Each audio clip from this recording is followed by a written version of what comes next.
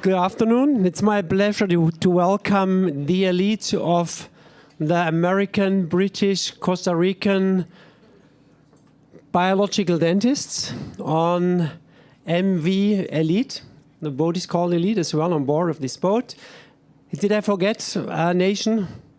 Somebody else? British, American, Costa Rica. So in the next 1.5 hours, I'm going to talk about the Swiss BioHealth concept. What you see on the screen is some of the cases of the last 2 years. And I promise you there is not one case where is a titanium implant left or a root canal treated tooth left and all cavitations are done. So we call that all-in-one concept, the Swiss BioHealth concept, a very strict forward concept. And it's about ceramic implants, but the ceramic implant is just a part of the concept. We need the implant to replace root canal treated teeth, of course, but it's much more than just talking about implants. It's about biological dentistry. It's about health, creating health. You will see some cases before and after. It's about longevity. It's about energy. It's about performance. So it's about improving the biological age, things like that.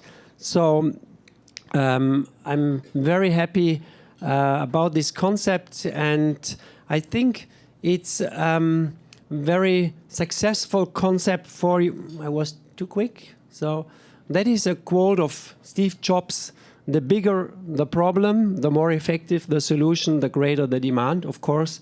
So if you're specialized on maybe veneers, there's nothing against veneers. I like it, it's nice, but it's not such a big problem. But if you're going to improve the health and the life, maybe even saving lives of your patients with a straightforward, very quick, very reliable, very successful concept, you're going to see a huge demand in your patients. And that is what all of you have started with the concept and what we see in Switzerland. I started a new clinic 2.5 years ago. We are now 6 dentists, and we have so much patients, much more than we could treat.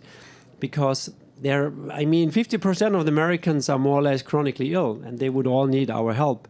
So that is, I think, one of the answers. Let's start with a nice case. I know a lot of you guys know Dietrich Klinghardt. Who knows Dietrich Klinghardt? Okay, so this is one of his best friends, Jürgen Schröder. He's the one who is playing the guitar, and I know him for over 15 years, and he was always standing like this, even he's not very old. And the reason why he was always like this all his last 20 years might be because of his situation in his mouth with a root canal treated tooth. And in the upper, he was what we call in Switzerland a walking cavitation. So he was a cavitation all over the upper and, of course, in the lower wisdom teeth area. And you see, we removed the metal, we removed the root canal treated tooth, and we placed some implants. Of course, we cleaned all the cavitation before and placed some implants in the lower, and we built a fixed temporary in the upper and lower. It was just a copy of his prosthesis. So in our clinic, we are placing 95% are immediate implants. We don't believe in delayed healing, something like this, because if you remove a tooth, all the system is set up for building bone, building bone, building bone. That's the point where you have to place the implant, because the bone is growing anyway. You don't have to wait. It's different than in titanium. Titanium is a highly reactive material with a lot of free electrons. But zirconia is already oxidized, no free electrons. So it's the end of all reactions. So there is no further reaction. And you will see that we place, if we get the implant stable, even if there was a huge infection, even if there was pus, we place the implant. And we recently started, I'm going to show you a study with our friend from Costa Rica. We started to place implants in an area where there's no bone. You will see, it's a totally new concept. And so this is totally different to titanium, and a huge advantage that the material is completely neutral. And that is what you see here. We do 95% immediate implants, and we do 90% we do immediate loading. I mean, at least immediate temporizing. We don't want to have so much load on the implant if it's a single tooth implant or 2 teeth. But like this, what you call a horseshoe, he could go to the steakhouse the same day. That is the most stable thing. And in those cases, we have the highest success rate. With sometimes some failures, if maybe we place a temporary on a single molar or something like this, it's much more risky, but not in cases like this with a horseshoe. It's so stable. The patient is so happy to have all these problems solved in one day, in one session actually. So this is the patient before on the left. So some of you guys might know him or have seen him playing the guitar on the conferences of Dr. K. That was right after the surgery, and that was 3 months later when we did the impression for the final crowns. And so this is 2 days after the surgery, and I asked him to give a testimonial. It's in German. So who of you is understanding and speaking German? At least 1 or 2. Very good. Amazing. But we built some subtitles in your language. So have you got the audio? Okay. Tja, ich bin Jörg Schröder, Heilpraktiker, alter Klingmann-Schüler. Ich mache Musik. Und ich habe jetzt diese Operation hinter mir vor 2 Tagen. Und die Veränderung war, das ist sensationell. Ich habe eine Nico rausbekommen vor 2 Monaten. Links, dadurch wurde meine Sehkraft extrem gestärkt wieder. Und gestern beim Entfernen von den Metallkappen, den Goldkappen, habe ich ein sehr, sehr angenehmes Gefühl bekommen im Bauch. Mein Bauch hat sich wieder richtig frei angefühlt. Und dann wurde noch eine Nico entfernt, also von den vielen. Und da habe ich gemerkt, wie meine Prostata wieder wach geworden ist. Des Weiteren sind meine Schultern voll beweglich, wo ich bis jetzt immer Probleme gehabt habe. Und seit 15 Jahren, seitdem ich diese Goldgeschichten im Mund habe, habe ich immer Kopfschmerzen gehabt und die sind weg. Und ich kann jetzt plötzlich wieder aufrecht stehen. Vorher war ich immer so zusammengezogen und jetzt stehe ich wieder ganz normal und aufrecht und die Schultern sind frei. Ist einfach super. Also allein von den körperlichen Auswirkungen hat sich das gelohnt, abgesehen von den Zähnen natürlich. Yeah, so why he was laughing? Because he was talking for 1 minute about the effects on his whole body, and then, by the way, this was nice as well. It was okay. So you have to take into account that he had this was 2 days after a 9-hour treatment. So the surgery maybe was 6 hours, but you know, for the temporary it takes so much time. Sinus lift, external sinus lifts on both sides, so no swelling, no pain, and he was standing upright. I mean, this is something what I believe there is no other profession in the world who could create so much benefit than the dentists. And so that is really what I like in my profession, that over the last 30 years I found out that we could create so much benefit for our patients. The only problem is we can't scale it. We need 1 day per patient. That's a problem. So even if you're going to work another 20 years, you're going to maybe treat another 3,000, 4,000 patients, not more. It's nothing. It's like a drop on the hot stone, like we say in German. Okay, so let's finish the case. You see all implants healed. So the 2-piece implants, we placed the posts, did the impression like on natural teeth. It's nothing different than on natural teeth. You will see it's a very easy, straightforward concept. And we placed the crowns. Of course, they are not splinted in the canine area. They're not splinted in the middle line. So you could see it's not splinted here, so to keep the sutures open. And that is the final X-ray. And you see not so much bone, so we need quite a few implants. That's the point. On the other hand, we place at least 8 implants in a toothless patient. There's the concept, great all on 4, fix on 6. We say great on 8, because with 8 implants per jaw, you're able to activate all the meridians, and you do not have to fix the sutures. And so that is, but in some cases we need even more than 8 implants because it's so little bone. And if I would be the patient, I would prefer to receive more implants than to receive a bone graft, what would never work. So I've done so many bone grafts, and they all resorbed over the years. Why? We're going to talk about that later during the lecture. This is another patient. She came diagnosed with Lyme disease and with multiple sclerosis. She could just walk like this and had 2 frozen thumbs. And of course, there are some root canal treated teeth, and it does not look so bad.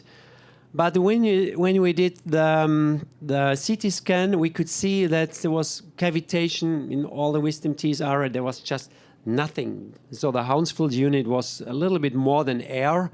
So just fat and oil. You see here, there's nearly nothing. It's nearly the same color than the sinus. And you see here in this too, there's a huge cyst. You couldn't see on the panorama. You see here what you can't see on this. You see a huge infection over here. And so the question is, of course, I have to remove all those teeth. Would I place ceramic implants? Of course. We place ceramic implants, but we have to follow the protocol. So if you want to go on a racetrack and drive with 200 miles per hour or 250, you won't do that with a I don't know, Nissan or whatsoever. You need to have a race car, and that means if you say A, you have to say B as well. That means if you want to follow the concept, you can't just pick a part of it and do a risky treatment. You have to follow the whole protocol. It's painting by numbers. You have to follow the immunological protocol and the supplementation and infusion, all those things. That's so important. Otherwise, you could lose the implants. But if you follow the concept, you see even in such a compromised case, and this was all fat cysts and cavitation. We placed a lot of, you see that's a balcony implant and a huge defect here on this socket. Of course, he placed a lot of PIF membranes all around. This is when the patient came back, and you see all implants are healed. And so we placed the posts and placed the crowns, and that's the final X-ray. It's beautiful. And you see all the bone where the huge infection was, it's all up to the balcony. It works. And all implants healed. So at the moment, our success rate, even we are doing very risky, you will see really risky cases, but our success rate over the last 3 years was around 98.5%. And that's quite high. And you will see what we need to get it done. You see, that's a patient before and after, 6 months in between. She looks like the 10-year younger, prettier sister of herself. And that's amazing when the patients, when they come back, but you have to take a picture because they're going to see themselves in the mirror every single day, so they forget how they looked like half a year before.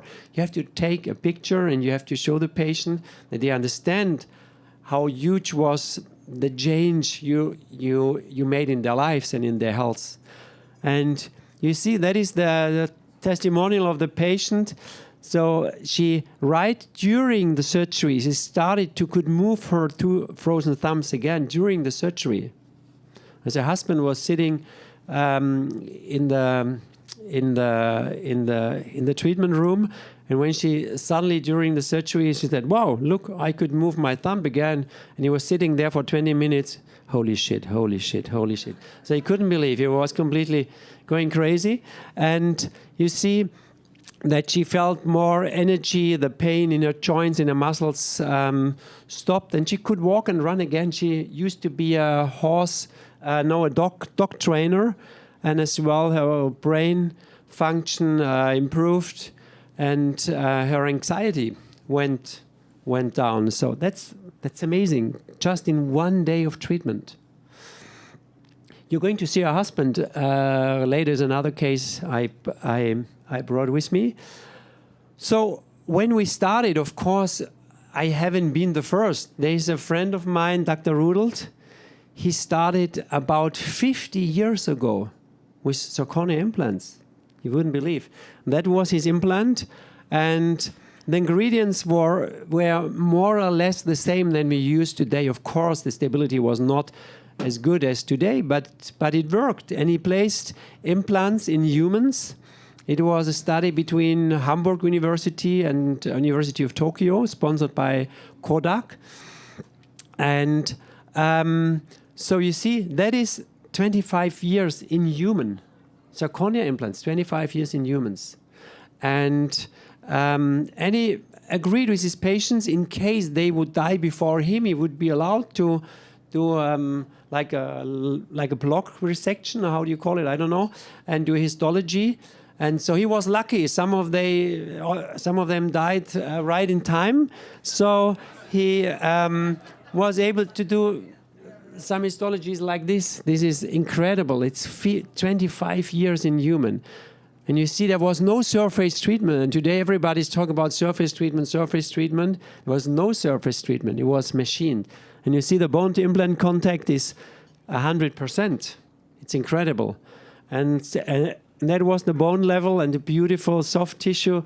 And that was the bone level. So we see quite often even an increase of the bone. I came back last weekend from a conference. It was an orthodox conference, not about biological dentistry. With a lot of professors from universities all over Europe, and they were talking about ceramic implants, just about ceramic implants. And they all agreed that the ceramic implant is at least as good as titanium. We need more studies. So that's really amazing.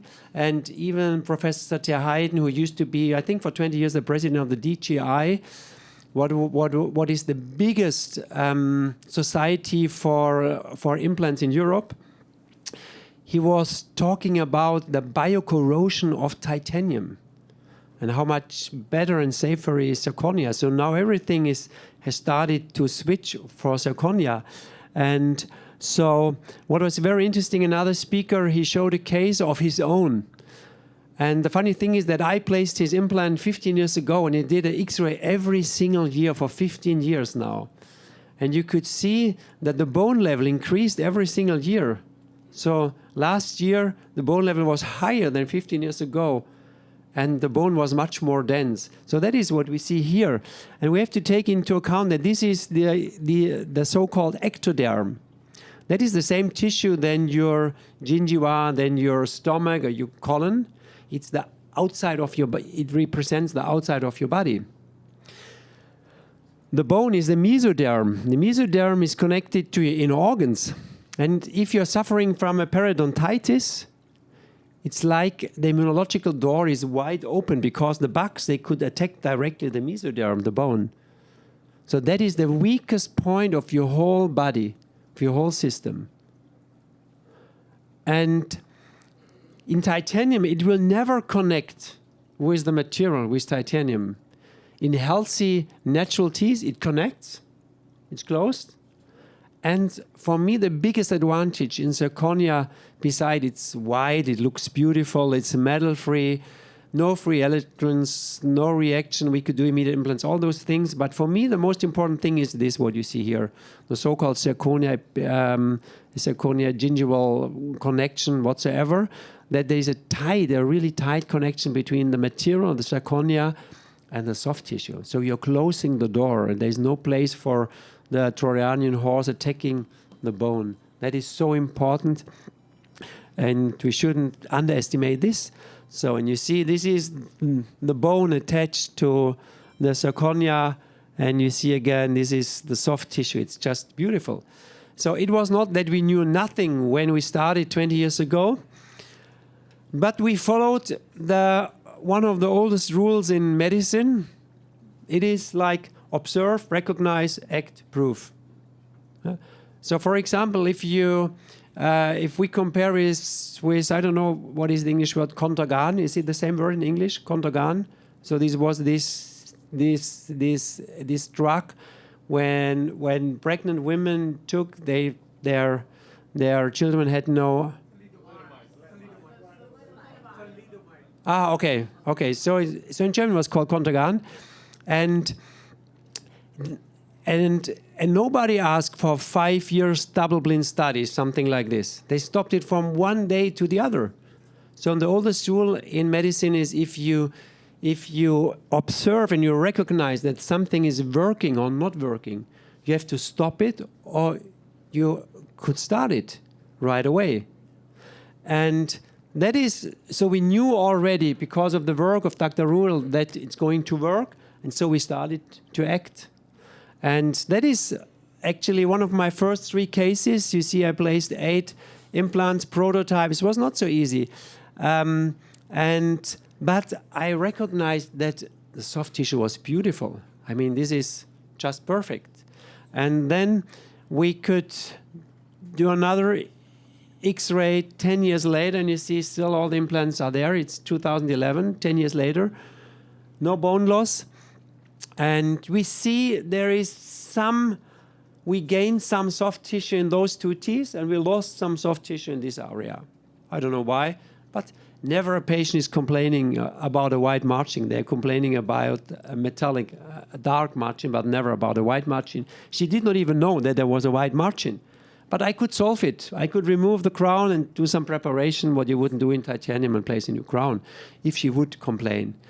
And I asked her to send X-ray again this year. So this is 2019. And you see, the implants are still there. All 8 implants. It's 18 years. Yeah. And you see, this is March 2019. It's 18 years, more than 18 years. So it works. We know it works. And of course, at the end comes the proof.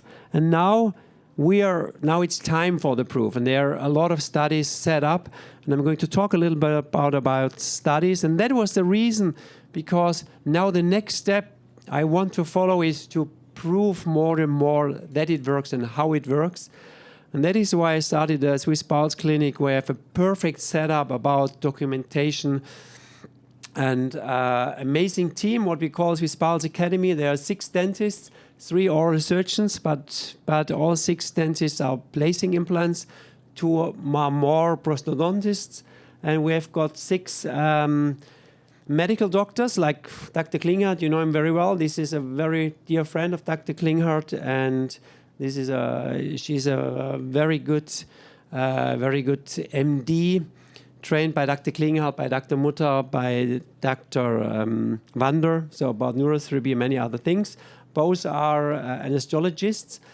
And we are all working just about 50% of the time. So we reduce a little bit the time on the patient, and the other 50% is all for studies and documentation, things like that, because now it's time for the proof.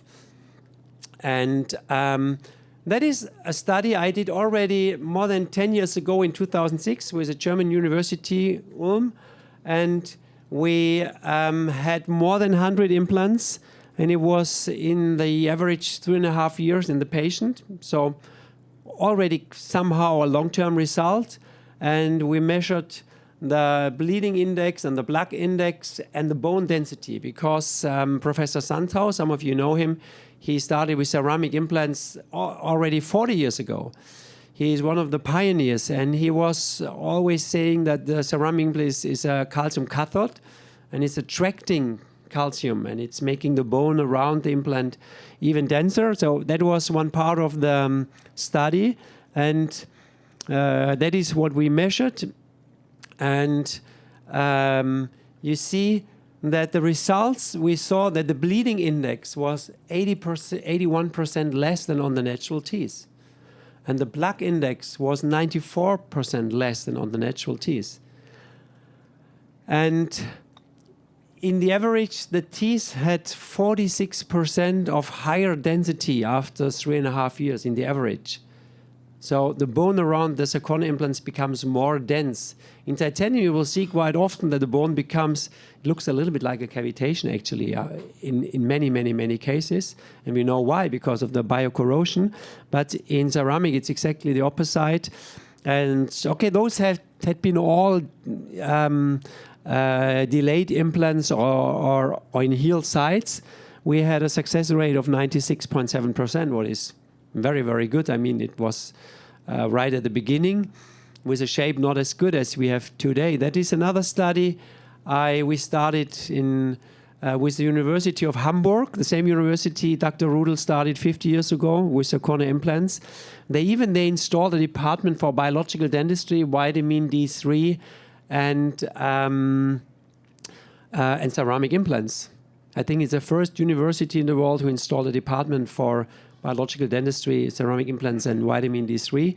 And so in this study, I placed around 150 implants. You see, mostly in the posterior area and most in the maxilla, and it was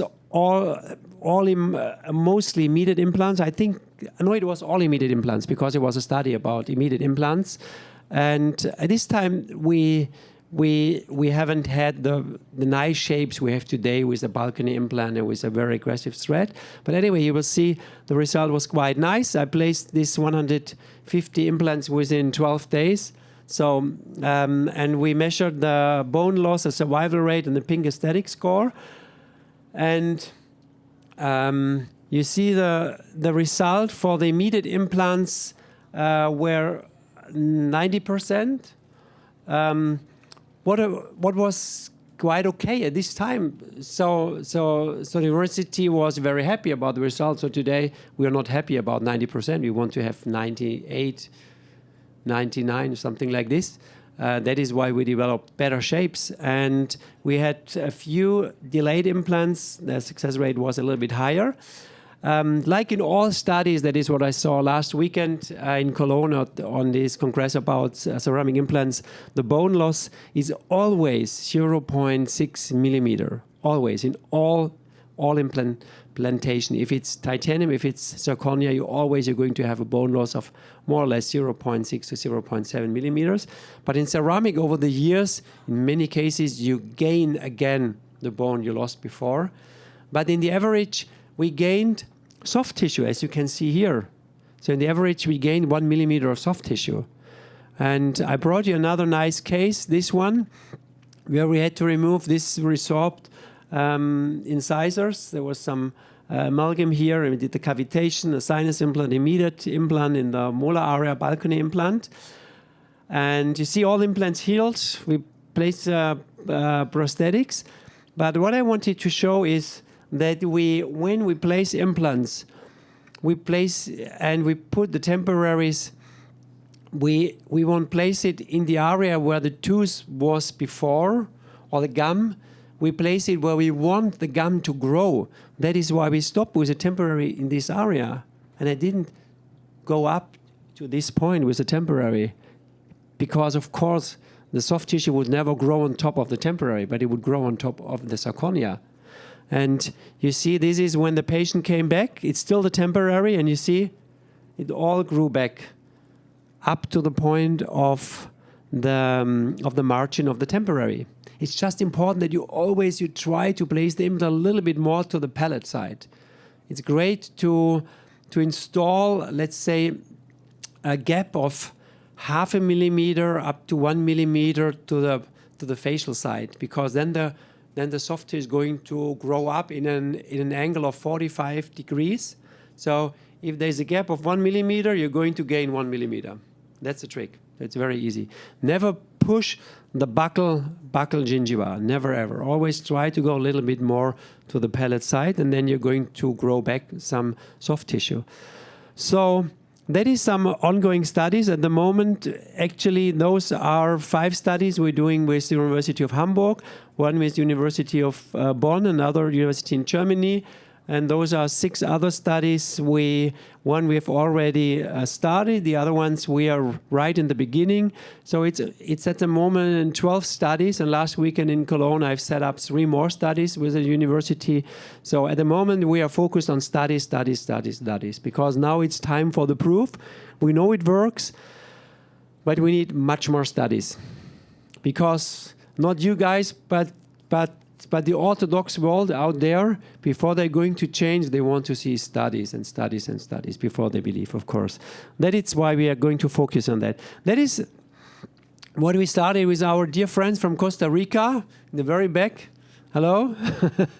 And this is a totally new concept where we are going to place, sometimes if you remove a root where the roots are connected in the molar, or you have to remove a titanium implant and you've got a huge hole what is much bigger than the biggest implant,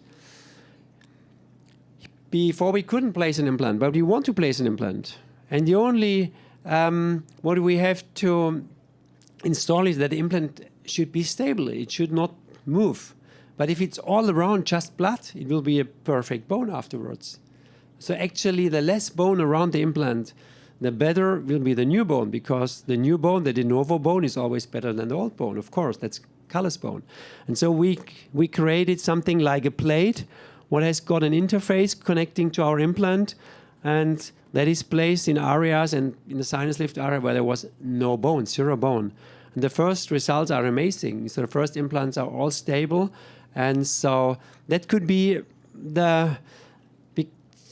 because situations like this, about 1 or 2% where we couldn't place an implant. But I want to place an implant in all cases.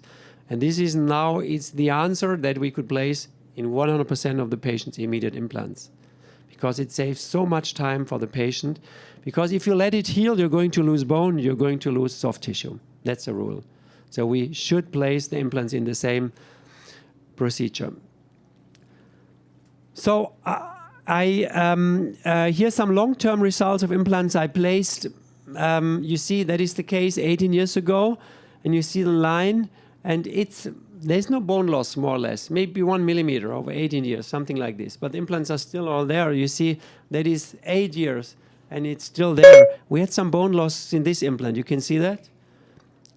And that is not a perimplantitis. Sometimes you see something what looks a little bit like perimplantitis. And this is something you're going to see quite quick, maybe half a year or 1 year after you place the implant. Perimplantitis in titanium. Ein Verbindungsfehler ist aufgetreten. Bitte versuche es später erneut. I don't know, that was German. Okay, we'll see. What does that mean? Okay, so perimplantitis in titanium, it takes about 5 years, 4 years, 6 years, 8 years. In zirconia, sometimes you see after half a year or few months or 1 year, some bone loss, maybe 1 or 2 millimeters. That is not perimplantitis. That was too much compression on the cortical bone.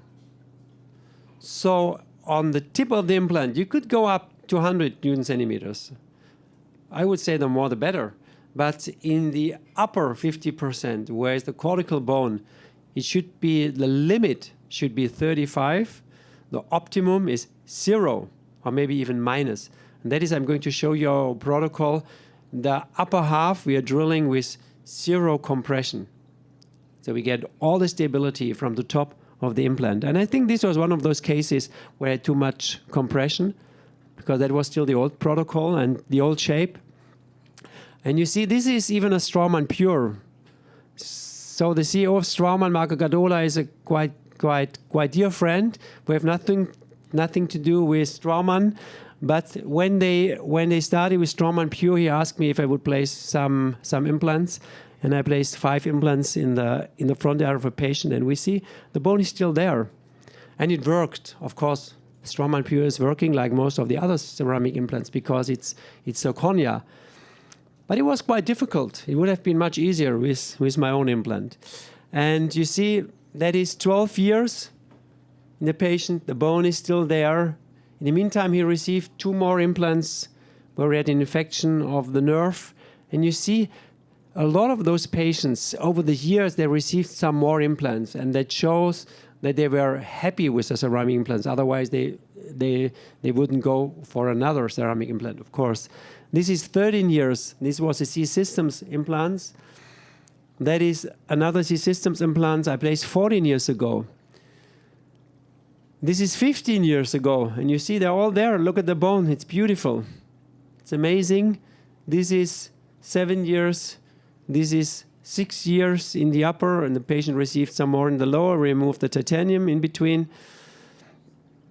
This is 8 years. And those are the new shapes, 3 years. This is 13 years. This is 5 years. And you see, there's no bone loss, or maybe half a millimeter, sometimes a millimeter, but not more than a millimeter. And we kept all the old implant. We didn't lose one. So this is still a titanium, one of the very rare cases. This is a titanium implant I personally placed 20 years ago. So it's much harder to remove your own titanium implants than implants made by other dentists, of course. So, and this lady actually, she's healthy. So we left it. But personally, I would take it if it would be my situation. You see, there was a bone graft done by another dentist, so I placed some more implants over here. This is 4 years, this is 12 years, and this is 3 years.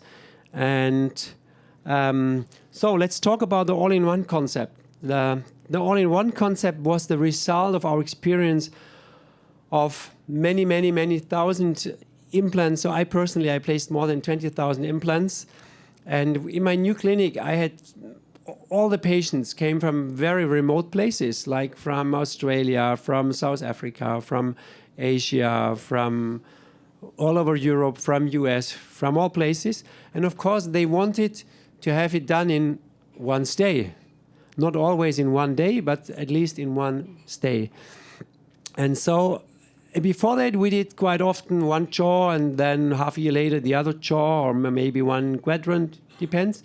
And then we started to do all at the same time. And at the beginning, I was a little bit anxious, and then I saw that the results were way better. Why? Because if you remove just one quadrant, or maybe one jaw, one side, all the bad things like the cavitations and the root canals, the healing of this side will be still compromised because of what's going on the other side. Still the metals, still the cavitations, still the root canals. That's going to compromise the healing on this side, because that is causing sympathetic mode, and in the sympathetic mode there is no healing, there is no immune system. So we found out when we did all at the same time, all in one, we had the best results, least infections. And so who of you guys is already following the all-in-one concept and doing the same everything in one day? And it works. Yeah? It works. So that's amazing, because that is exactly what the patient. So it's difficult for a patient to motivate themselves for one surgery already, or let's say it is easier for one surgery, but if they have to motivate themselves for 2 surgeries, and the 3rd and the 4th surgery maybe, it's really hard. So they want it as quick as possible, especially the clientele you want to treat. Their patients, they maybe they have not the time to go to the dentist every single week. They want to come once, stay with you maybe for 1 week. That is what we call the BioHealth week. They have to stay for 1 week. Of course, we do the pre-treatment, the post-treatment. And then they go back home, and it has to work. There should be no complication. It has to work because they are far away in very remote places. And it works. And those are some so-called all-in-one cases. This is a very nice patient. He has become a friend over the time. So he received 2, 4, 6, 7 C-Systems implants, and they left 2 root canal 3D teeth. There was a biological clinic in Switzerland, and after 2 weeks, he felt something was going wrong. And so he was really desperate and called his best friend in Sao Paulo, Paulo Lemi, and he said, "Paulo, something is going wrong. Do you know somebody I could see?" They said, "Yes, one of my best friends, it's me, is very close to your place, just 50 kilometers." So he showed up on a Friday afternoon and asked him when his flight is going back to New York. He said, "Tomorrow." I said, "You have to cancel. I have to take out the implants as soon as possible, because if we wait another 1 or 2 weeks, they are going to be osseointegrated. It will be a lot of work to get them out. But I have no time, but I'm going to call some friends in our community. If there's somebody who could take it out within the coming days." And I send an email in our communication system, Slack. You might know the Slack. I send a message to 300 of my friends who would be able to do the procedure.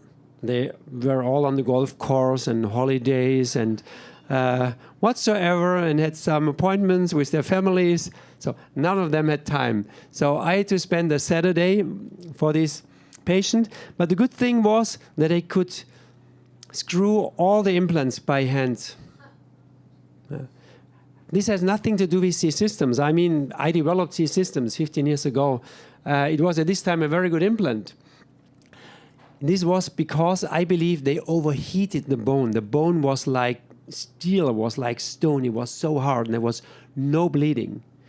If you put an implant into a very, very dense bone without any life inside, no vascularization, and they've got a very high torque, and most of the systems, they've got a high torque in bone class 1 and a low torque in bone class 4. It should be the other way around. We should have lower torque in bone class 1 and high torque in bone class 4, of course, because bone class 4, there is the good vascularization. So that has nothing to do with the system. It is a very good system still. But I believe they overheated the bone because they put too much compression onto the bone with the implant. And that was a situation. They placed long-term temporary on the 2 canines.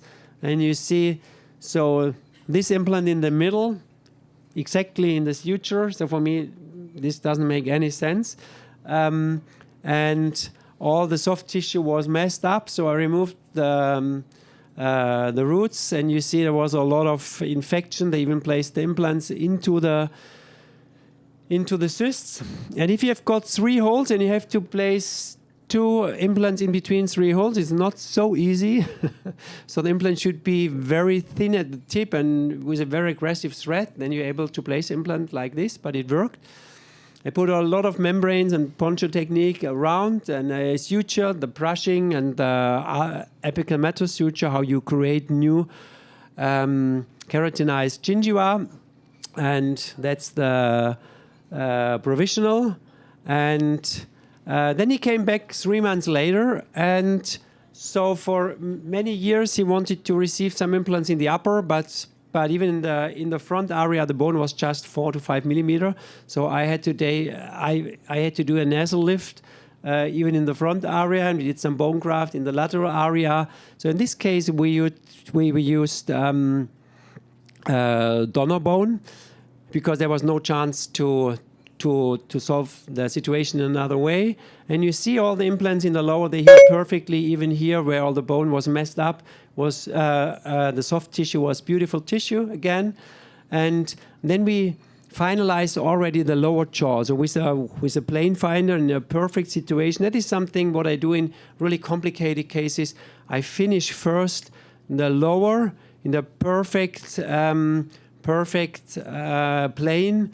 And so that is why I use the plane finder. And then we analyze how the upper should be later. So you see that is with the analyze. So I knew exactly for placing the other implants where they should be placed. And so that is the upper. So I placed in the upper, I placed 12 implants. That was just by accident. I planned 10. But I was so happy about the bone, I was drilling and screwing and drilling and screwing. And then I said, oh, Ira, sorry, I placed 12 instead of 10. It's good, it's fine. You could place 2 more if you like. So he was so happy. But I mean, anyway, we've got such compromised situation regarding the bone, just very little bone. So this is now super safe. And so that was where we came from. And there was the X-ray where we came from. And that is the final situation, and that is for the rest of his life. I'm sure, I'm absolutely sure. And so this would not work with a bone graft. If you take some bone from the hip, how should this bone connect to the system? Yeah. So in this case, I place some more implants, and then I know it's going to work for the rest of his life. And so the guy was so happy. That's before the surgery. He could see in his face, he was very desperate. That was right after the surgery. That was when we did the implants in the upper. And so I was so happy. You're going to receive so many emails from your patients. They all become your friends because you are changing their lives. And so that was at the end with the final crown. And you see there's 40 years in between. And he's not so far away from where he was 40 years ago. And he was so happy that he for 30 years he had strong teeth and he could eat everything and laugh and smile and everything worked. And he felt so much younger, and he became so much younger. So when you measured the biological age, he became, I don't know, 10, 20 years younger, and you can see that in his face. So that is another case, a big case where we had to remove all the titanium implants. Actually, in our clinic, we have 99% the patients are very much compromised, like with cancer, ALS, Alzheimer's disease, Lyme disease. So in our clinic, we remove more or less all the titanium implants. I have removed now 1,500 titanium implants. And so this patient actually, she was intolerant to titanium. You could test with a ELISA test or with the LTT test. And so removed all of the titanium implants and placed the same day new implants, but the bone was quite nice. That is what we removed from the patient. And that is the final situation. And it was as well straightforward. So one day for removing everything, placing the implants, stable temporaries, upper and lower. 4 months later, final crowns, that's it. And this is done for the rest of their life. Some of the patients, they've spent weeks and months on the dental chair, and they want to stop it. They want to get a final solution which should work forever. And I know this is going to work forever. And this is a smaller case. We see a lot of root canal 3D teeth and some leftovers there. So like we do always, we remove all the metal under high protection. We remove, in all patients, remove the 4 cavitations, and we place the implants, place fixed temporaries, and you see how the lady improved. That was before the surgery, that was right after the surgery, and she already looks totally different. Now this is more like suffering and desperate. This is more like, okay, maybe my life is going to change, something like this. So she's kind of excited. And you see, the patient came back for the prosthetics. This is so beautiful, and still after 20 years, it's amazing. When I do the prosthetics, it's so beautiful, the wide implants and the perfect soft tissue around the implants. This is nothing you have to fight for. I mean, the soft tissue you get for free if you follow the protocol, and if you and you follow the rules of the bone metabolism, you're going to get in all patients a soft tissue like this. It's just beautiful. And you see all the implants healed perfectly, and we place the final crowns. And that's the lady 3 months later. So there's a huge, huge difference. Just imagine you're the husband and your wife is all day long from the morning till the night like this. You feel like a loser because you can't make her happy. Yeah, that's psychology. I studied 15 years psychology, and I know what I'm talking about. But if you have got a wife at home and she's smiling all day long like this, you feel like a winner because you're able to make your wife happy. But who made her happy? I. So anyway, and the benefit is not just on her side, it's on her husband's side as well. So it's not just about health. You're actually, in this case, I saved the marriage. They were going to get divorced. And then after the treatment, it was better than ever. So this is so amazing what we as dentists, I mean, we are dentists, but we could do things like that. That's amazing. That is something what I love about our job. So that was the crowns. You made it a little bit wider because she wanted to do some bleaching. And that is what they're also grateful. They're also happy. And all our patients, so if you go on the website of Swiss Pulse, you're going to see a lot of testimonials. So ask your patients about the testimonial. This is not about marketing and getting more patients, because if you're going to follow this concept, you're going to have much more patients than you could ever treat. But this is what we call pre-framing in psychology, because if they expect that they're going to improve because they've heard and seen so many testimonials, they are with you. There's the energy is there for improvement. But if they are afraid, and being anxious, being tense means sympathetic mode. No healing, adrenaline, noradrenaline, cortisol, healing is shut down, immune system is shut down. So you have to create an environment where they are all the time in the parasympathetic mode. There's the healing. And that is why we ask them all for testimonials, so they feel so safe. When they come, they've heard about so many patients, or they read about so many patients that improved a lot, so they believe in the improvement. And that creates more parasympathetic mode, and the healing is better. That's so important. So ask your patients for testimonials. That's another case. So look at this. So removed all the stuff.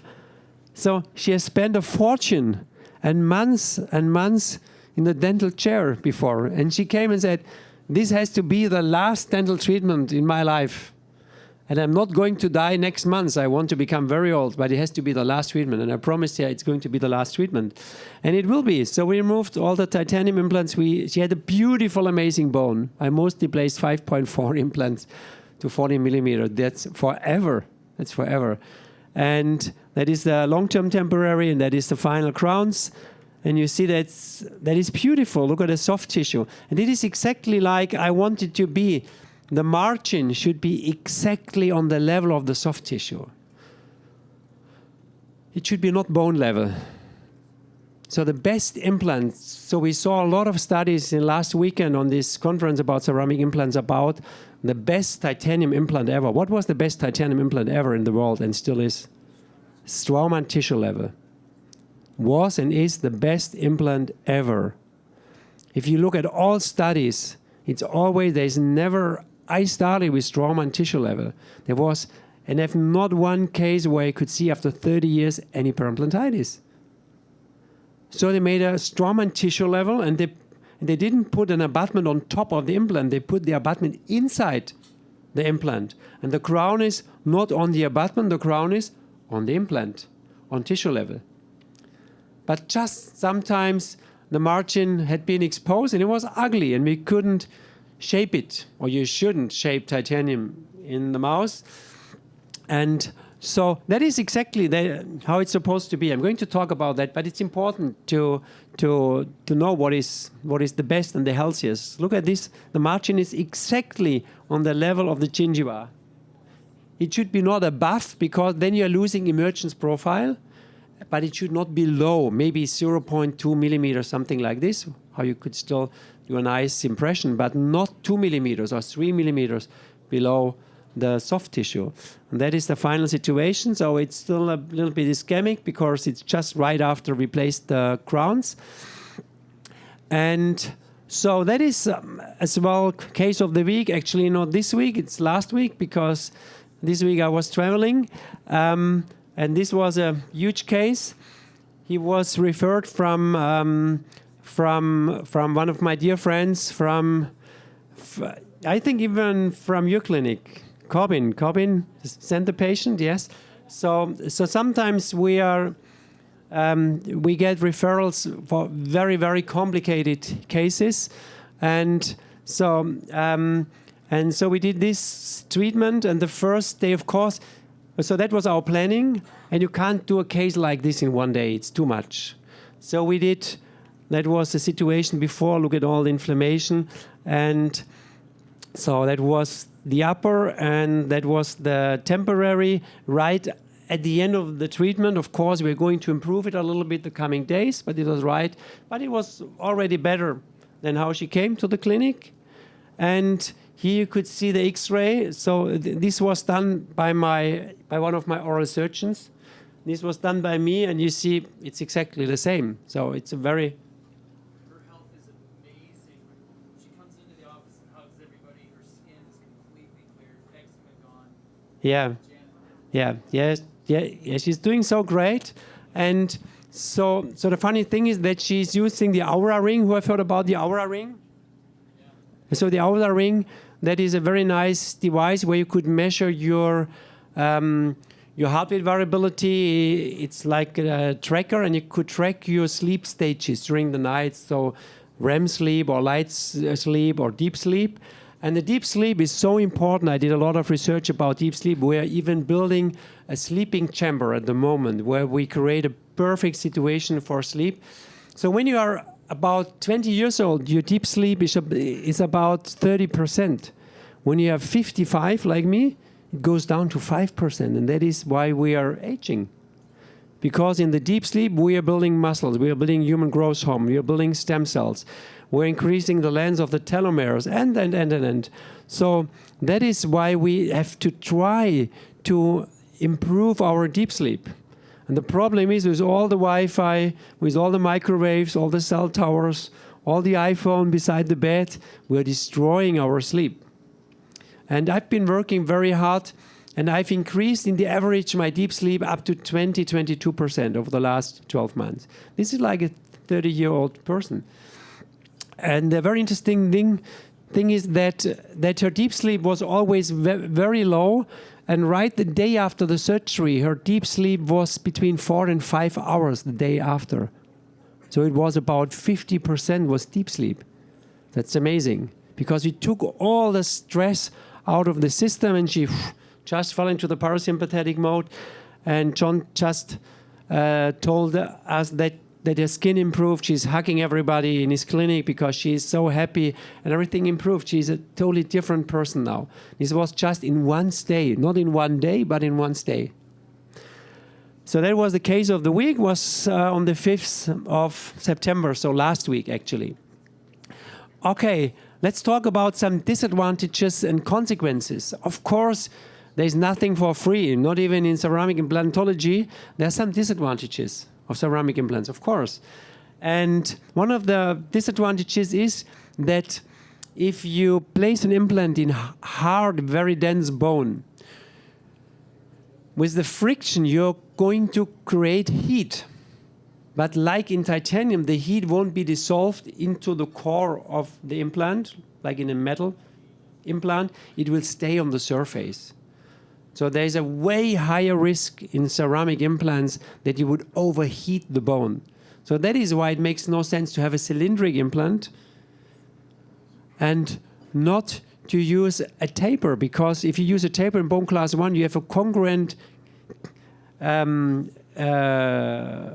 shape where you screw the implant, and if you screw implant in bone class 1, 40 millimeter in a congruent cavity, you're going to overheat, that's for sure. And that is why I designed what we call a step implant. Yes, it's a step implant. And if you drill for bone class 1, it will fall already about 50 to 80% into the cavity, and then you screw a little bit, and you will just touch the bone with the tip of the thread, not with the whole implant. You will see that later. That is so important to not overheat the bone. And that is what I told you earlier, that I believe that what looks sometimes like perimplantitis, that's not perimplantitis, that was overheating the bone. That is something you really have to take into account. There's a way higher risk of overheating the bone in ceramic, because the heat on the surface is staying on the surface. It's not dissolved into the core of the implant. It's very important. And so this is like the two-piece and the one-piece implant. You see, it looks more or less the same. Actually, our two-piece implant looks like a two-piece implant. Actually, it is a one-piece implant as well, because when you place the post, that is like in Straumann. The post is not on top of the implant, it's inside the implant. And the moment you place the post, it becomes a one-piece implant again. But without the post, it's easy to heal, and the tongue is not able to touch the implant and to put pressure and leverage. So it helps you in situations with weak bone or with little bone, like in the sinus lift, helps the implant to heal. But then when you place the post, it becomes a two-piece implant. So actually what I do not understand is that if you have a look at all the other implant shapes, they put their abutment, so this is even bone level. So they put the abutment close to the bone, sometimes very close to the bone, sometimes underneath the bone.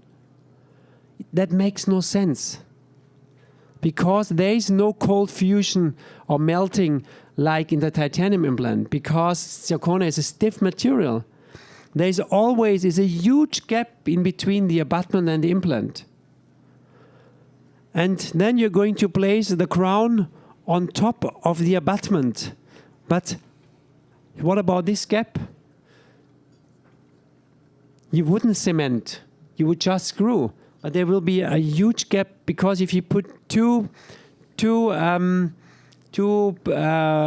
plates of titanium, one on top of each other, they will they will touch each other just in 3 points, not in 4, in 3, because it's a completely stiff material. So there's a huge, huge gap, maybe of 50 microns, maybe even more. And the bugs, they are 1 to 2 microns, maybe half a micron. And that is something what makes it less stable and what could cause infection, and what makes it more complicated. So you see at the end, we want a situation like this. So we are placing the post and we are shaping the implant. You could shape the 2-piece implant as well. And then you place your crown. So the 2-piece implant becomes a 1-piece implant. There's just one margin. There are always 2 margins, always 2 margins. 2 margins, there's just one margin on the implant, on tissue level. That is the healthiest thing in the world. That is something you can't improve. The healthiest thing is a 1-piece implant with the margin exactly on the level of the soft tissue. So it makes no sense to do a bone level implant. So they started to do bone level because it was so ugly. So they wanted to hide the black implant underneath the gum. That is why they started with bone level implants. But in zirconia, where you could even shape the implant, there is no need for bone level implant, and it makes just complicated. So here you place the post and you shape it like a natural tooth. You do the impression like a natural tooth. You don't need any tools. You need the abutment. You place the abutment or the post. That's it. And then you treat the implant like a natural tooth, like you have done for 200 years. It's exactly the same. It's so easy. You wouldn't even need a retraction cord or something like this. So if you have a look at the SDS implant, it looks totally different in the upper part than in the lower part. In the upper part, it's all about stability, strength, soft tissue, and the cortical bone. And what you see here is that the screw is actually not inside the implant. The screw is just 1.2 millimeter. And the screw is in, this is already the abutment area. What we call the abutment is actually the post, the upper part of the abutment, because this is the implant. This is already the abutment. So the connection is not inside the implant, like in other implants. You see here, the connection is inside the implant. So that is a very weak zone. But in the same area, it is just one piece. There is no hollow space inside. It's even more stable because there is a micro thread. So the 3.8 millimeter implant, what has got no hole inside here, minus 2 times 0.04 millimeters means 3.72 millimeter core in a 3.8 millimeter implant. That is the same core like a 1-piece 4.5 millimeter implant. So the 2-piece implant has got the same the 3.8 millimeter diameter implant has got the same stability, 2-piece, like a 4.5 millimeter 1-piece implant, because all the connection is there and there is the micro thread. And the micro thread could be exposed. There is no problem if you have got no bone in this area. You could just put the soft tissue and it's going to connect with the implant. And this part, we're going to drill with a so-called countersink exactly in the same shape, in the outer shape of this area. So there will be 0 compression on the implant, on the bone. 0, just 0. If you follow the protocol in this area, 0 compression. So there's no chance, no risk for you to destroy the not very good vascularized bone in this area. The lower part of the implant, you see, this is all about osseointegration. There is a huge surface. So in all implants in the world, the same diameter, the same length, this implant has got the highest surface of all implant systems, because the angle of the thread is just 7 degrees. That means if you turn 1 turn, it's just 0.7 millimeters. In Straumann, it's 15 degrees, so that means 1.5 millimeters.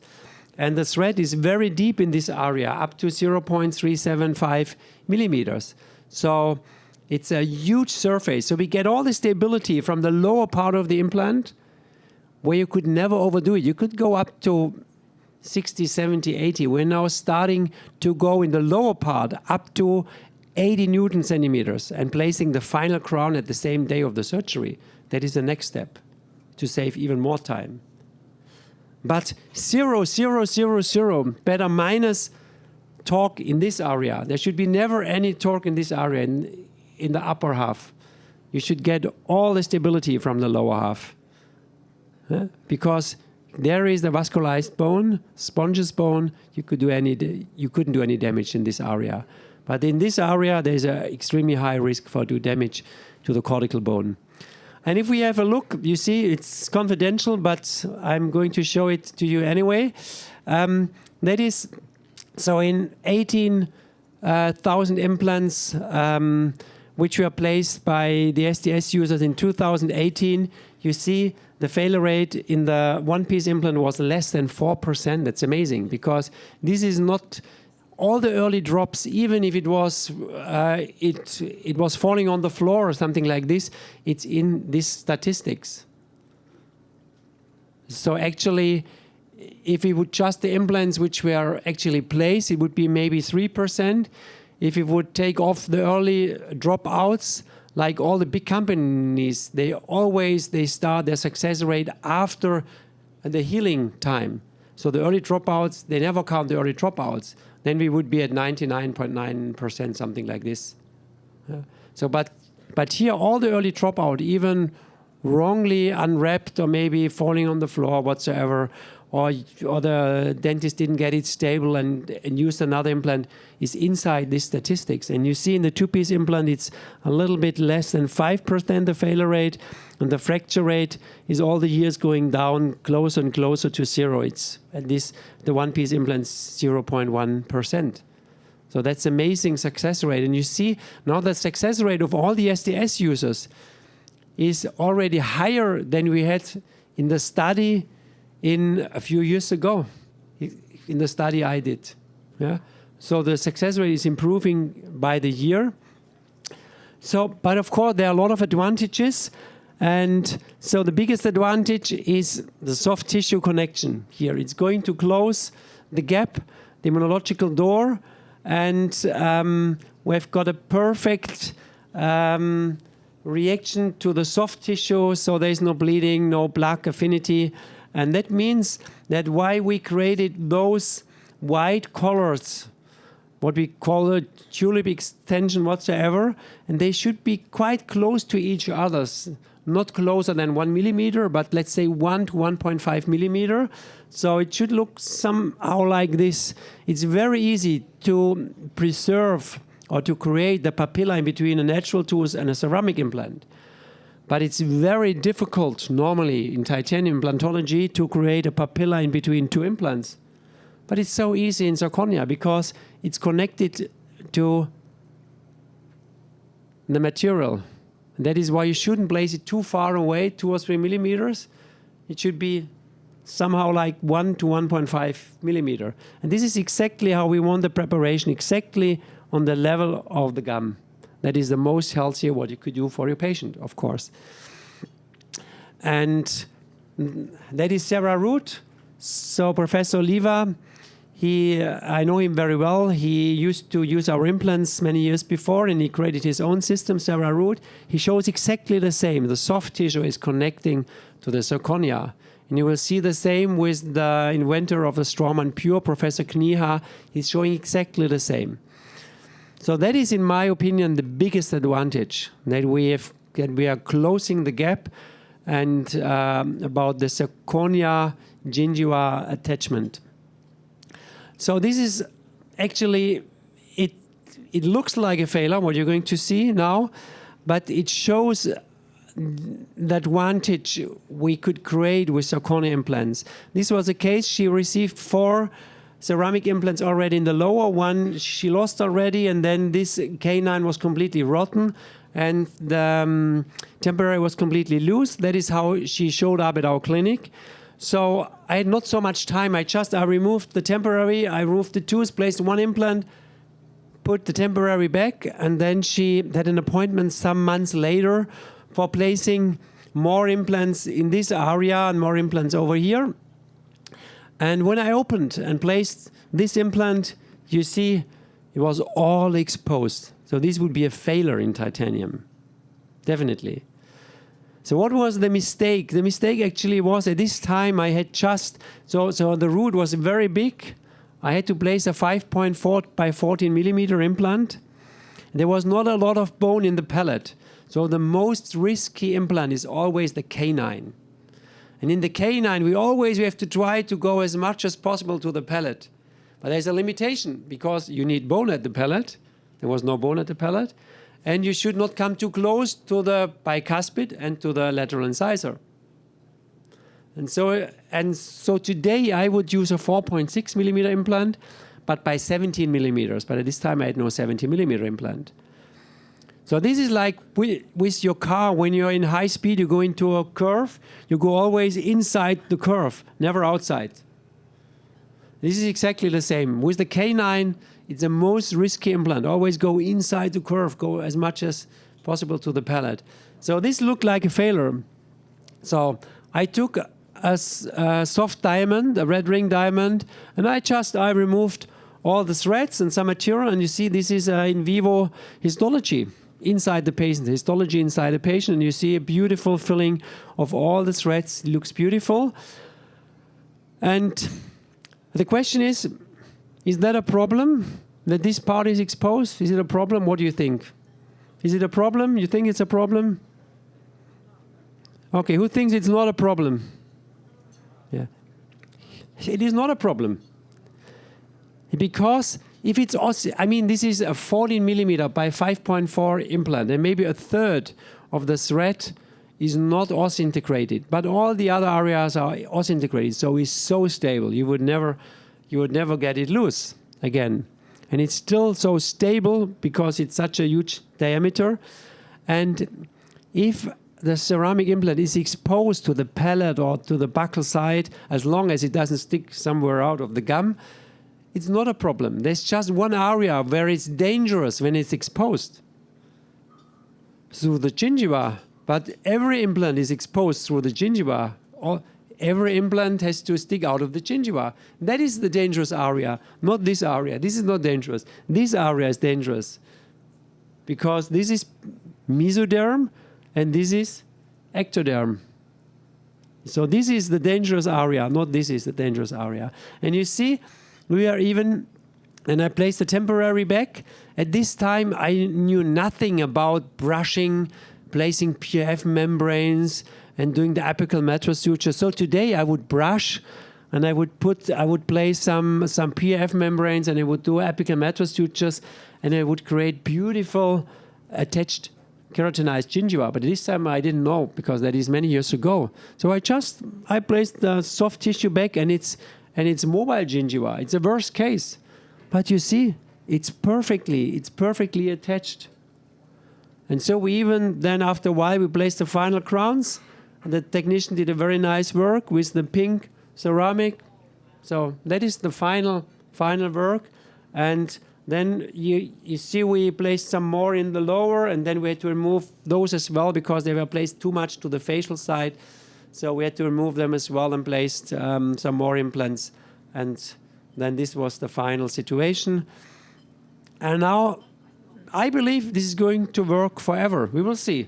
Yes, I'm going to document the case, but I believe it's going to work forever. How are you getting out those zirconia implants? How are you? How are you getting out these zirconia implants? If you would have to remove a zirconia implant, you mean? Because you were removing those ones, you said. No, I left it.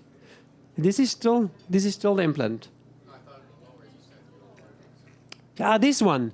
Yes, this I could undrill. But in case an implant would break, you would pulverize it. So you wouldn't use a Trefan drill or something like this. You use the longest, roughest, and widest diamond, and you go inside the implant like this. You go inside the implant and don't touch the bone, and you go all the way down until you're coming through the implant, and then you expand, and you just pulverize the implant, and then you could remove the zirconia implant without any bone loss. Place a new implant right away. So it's much easier than in titanium, because in titanium, the problem, it turned out, since we are working with the vitamin D3 and all those things, the bone has become so stable for the surgery that it became more difficult to unscrew titanium implants. And so maybe I finish, and then we will be for questions, okay? Okay, but what is another huge advantage is extremely low risk for inflammation. I was talking about that already, because there are no free electrons. So this material is already oxidized. There is no room, no space for more reaction. It's completely neutral. The titanium is always healing in the meaning of a chronic inflammation. That is something you could. Branemark was saying it's a real osseointegration, but we know today he was wrong. So if you follow Albrechtson, you will see it is kind of an encapsulation. So the body is kind of feeling it as a foreign body, and that is why it's building bone all around. And there is the biocorrosion, there is the release of TNF alpha and interleukin-1 beta and things like that. In zirconia, it's completely neutral. But in zirconia, you're going to need a good immune system, and the system should be able to build new bone. But if you follow the rules, you will see you could place implants in areas you would never place a titanium implant, never ever. So this is a situation, look at this. This is the canine and the bicuspid, a huge cyst. And if we check it on the CT scan, you see it's 17, we would need a 17 millimeter implant. It's such a big cyst. But if you would remove the tooth and let it heal, all the bone is gone. All the aesthetics is gone. The patient will be compromised for the rest of the life. That's for sure. So, okay, that is the other one. Look at this. This is the canine. Nearly no bone here. Huge cyst. Yeah. If you remove this tooth, it will be never nice again. And the patient had a gummy smile. It was a quite young patient with a gummy smile. So we placed 2 implants, 70 millimeter implants. You see? 2 70 millimeter implants. And this is when the patient came back. 4 months later, you see all the bone is healed, even some bone on the facial side of the 2 implants. And there's some bone on the facial side of the implants. And you see this is, after the healing, minus 6.2 in the perio test. So extremely stable, perfectly osseointegrated. And you see this is the final result. This is the canine, this is the bicuspid. Yeah, look at this. This is just from one to the other in 2 steps, 2 appointments. So this is the final crowns, and this is the final X-ray, and you see the bone is all there. And if we compare the situation before and after, you see here, there's a recession, there's a fistula, and look at this. This was the temporary, and this is the final result. It looks way better than before. In 2 steps from here to there. So even in a huge cyst in a highly inflamed area, that is something what would never ever work in titanium. So we have a lot of huge advantages in zirconia. Oh, look at this case. This is a patient who suffered some back pain, and look at this, was all the buccal bone was gone, a huge defect. So you would never place a titanium implant. And I needed an internal sinus lift to get a B cortical stabilization, otherwise it would never have worked. In those cases, it's important that you go as well to the palate side to create enough space in this area, but you would not need any bone graft. You place some membranes, because then it's without any risk. If you place bone graft, there's a risk for infection because of the bone graft. The bone graft could infect, but not the implant. Yeah. And you see, this is the perio test. Right after the surgery, minus 7.2. So the highest number would be minus 8.8.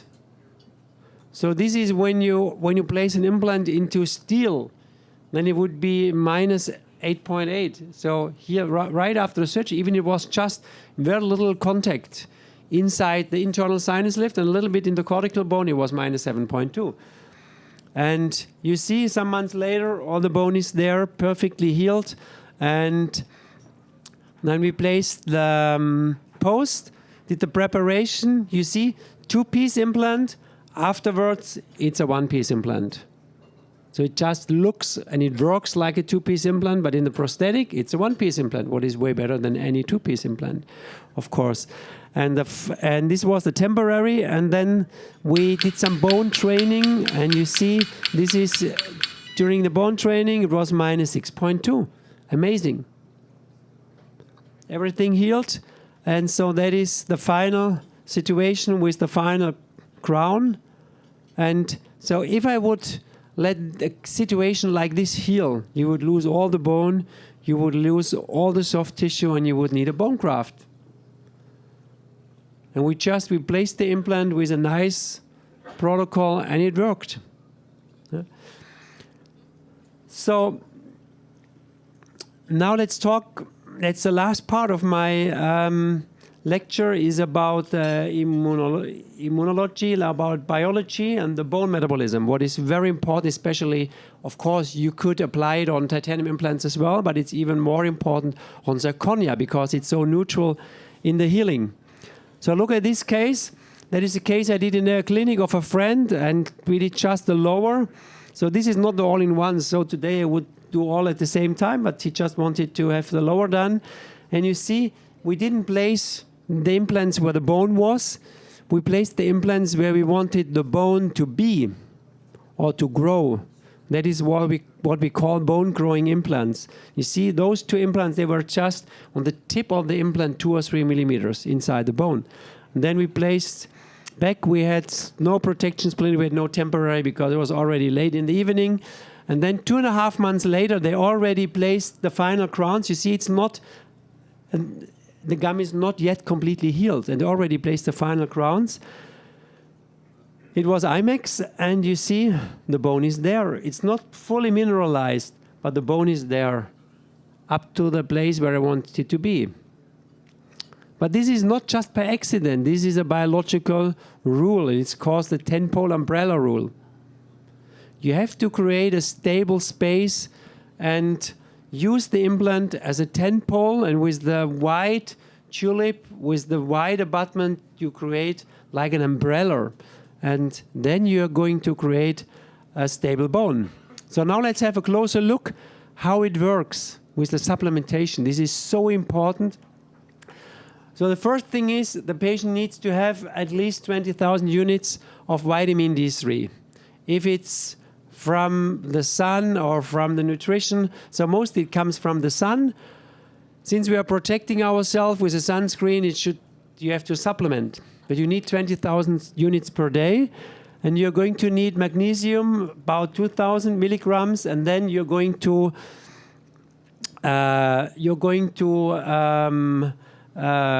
get the so-called storage form of vitamin D3. What is the calcidiol? What is inside the blood? And then in every cell in the liver, in the kidney, it's switched into 1.25, the so-called calcitriol, what is a hormone. And maybe one of the most important hormones because it's responsible for the transcription of 2,000 genes. This is like the master key of multi-level building. And the calcitriol is going to resorb the calcium and the magnesium and the phosphorus in the intestine and resorb in the Dentin's tubules. What does that mean? We get a high amount on minerals, but where? In the blood.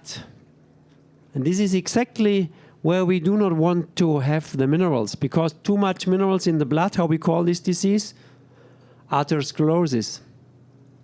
That is why we need the vitamin K2, 200 milligrams per day, because the vitamin K2 is activating the matrix GLA protein. And the matrix GLA is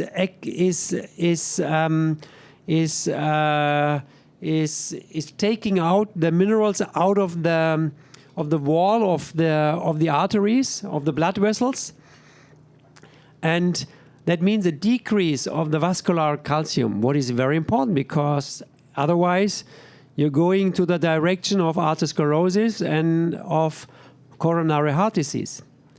But on the other hand, with the vitamin D3, or the hormone, the calcitriol, this is going to inhibit the osteoclasts, and at the same time it's activating the osteoblasts, and not just the osteoblasts, as well the odontoblasts, which are building the tooth, the dentin.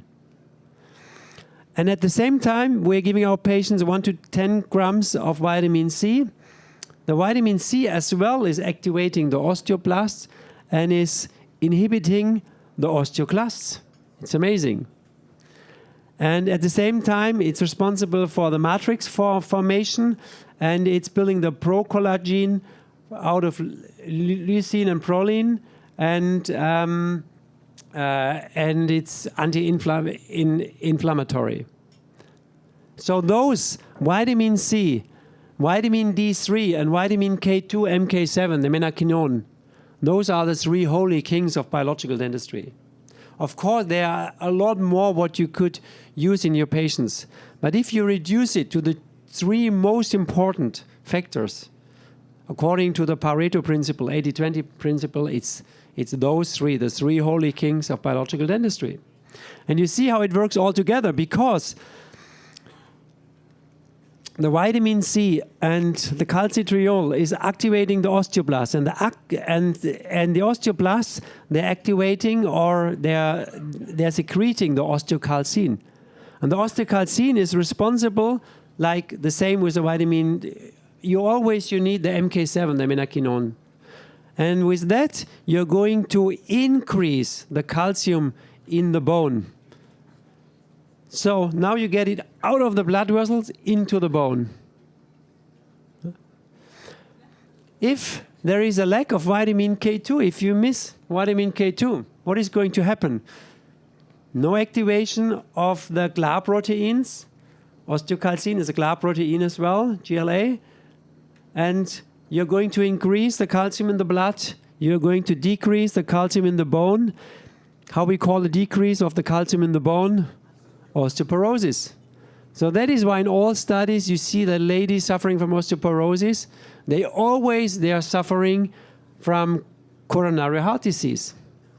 If you would give your patient just calcium without K2, the risk for heart attack is 600 times higher, 600 times higher. So that is so important. And now if you wouldn't give your patient vitamin D3, you wouldn't have calcitriol, the hormone. That means you wouldn't activate the osteoblasts.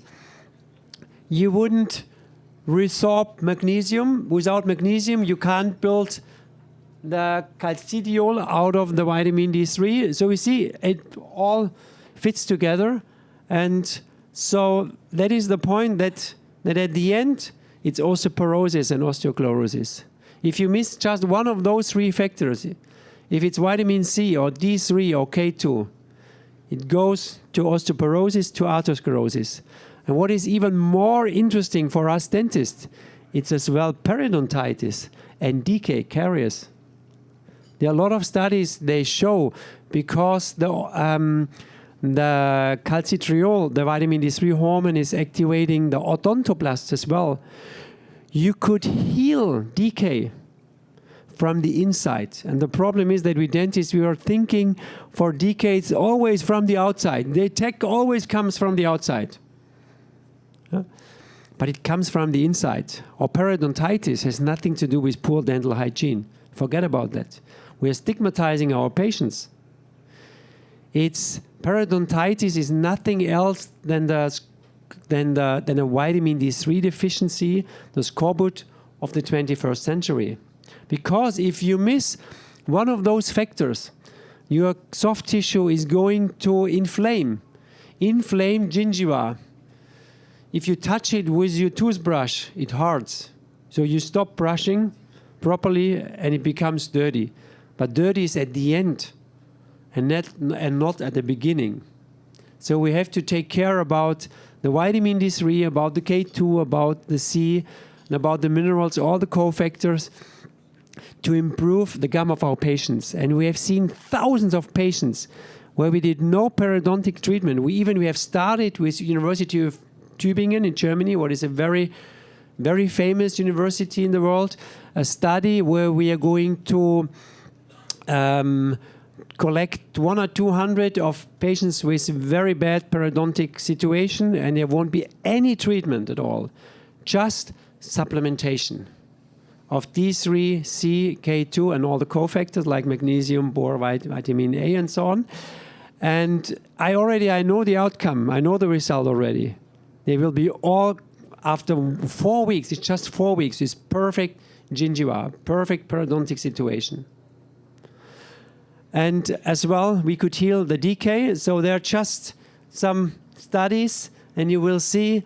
So vitamin C, periodontic disease, vitamin C activates osteoblasts, vitamin C and bone, vitamin C in wound healing, vitamin C in bone health, vitamin C, bone mineral density. This is from Chokroon, the inventor of the PRF, and in Curie. Curie is very famous. They show that the vitamin D deficiency slows down the implant osseointegration and increases the risk of infection. Effects of vitamin D status on oral health. So that is the study which shows if there's a lack of vitamin D3, there is the way for periodontic disease. Oral health.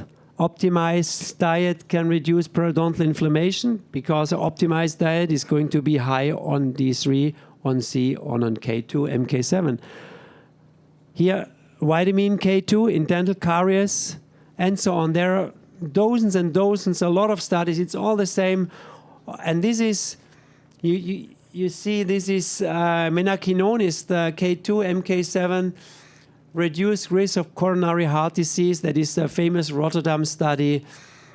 And it's all the same. So incidence of coronary heart disease is reduced with menaquinone, K2, MK7, vitamin D, local bone formation, and so on and so on. So this is so many studies. We've got hundreds of studies, and we are at the moment right now, we are working on a little booklet where we collect all the studies. So there will be information with all the studies about ceramic implants we know at the moment, all the studies about perimplantitis and biocorrosion, about cavitations, about vitamin D3, K2, MK7, all those things we are right now putting all together in a little booklet. So that is why together with Dr. Klinghardt, so actually it was him who made the recipe for something what would highly support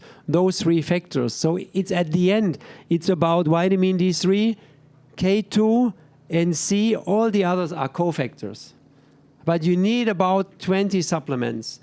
And so we put that all into two little sachets on so-called microtransporters to make it easier for our patients, because before we developed this, they had about 20 bottles in their suitcase when they traveled. It was so complicated, the protocols, and quite often they did a lot of mistakes and took the wrong amount and so on. And now they take this in the morning, and everything what creates energy and makes you awake is in the morning dose, and everything what makes you tired is in the evening dose. So it has become so easy. When I'm traveling, like here to this place to Boston, I grab some for the morning, some for the night. It's become so easy. And the point is that this is not capsules. This is microtransporters. This is it looks like a sponge, but made of cellulose. Cellulose is a prebiotic what helps you to improve your microbiome. And we know how important the microbiome is, the brain-gut axis. Actually, a big part of our brain is located not in our skull, but in our gut. And all the ingredients there are loaded into this sponge. And the antagonists, they're in different microtransporters, so they would not affect each other, and the coating has got a different thickness. So antagonists, they will be resorbed in a totally different area of your colon, maybe 3 meters away from each other. And it's not like in a capsule where it opens and all the material will be released. This is a slow release over 12 hours. So if you take the morning dose, you have for 12 hours, and then you take the evening dose and you have another 12 hours. So this is something we did some little studies where we checked the vitamin D3 of our patients, and it took out that when they took so there are 20,000 units in the basic immune, what we give 1 month before the surgery and 1 month after the surgery. But there's another product, what we call daily use, what is a way lower dose. That is for the daily use, how the name says.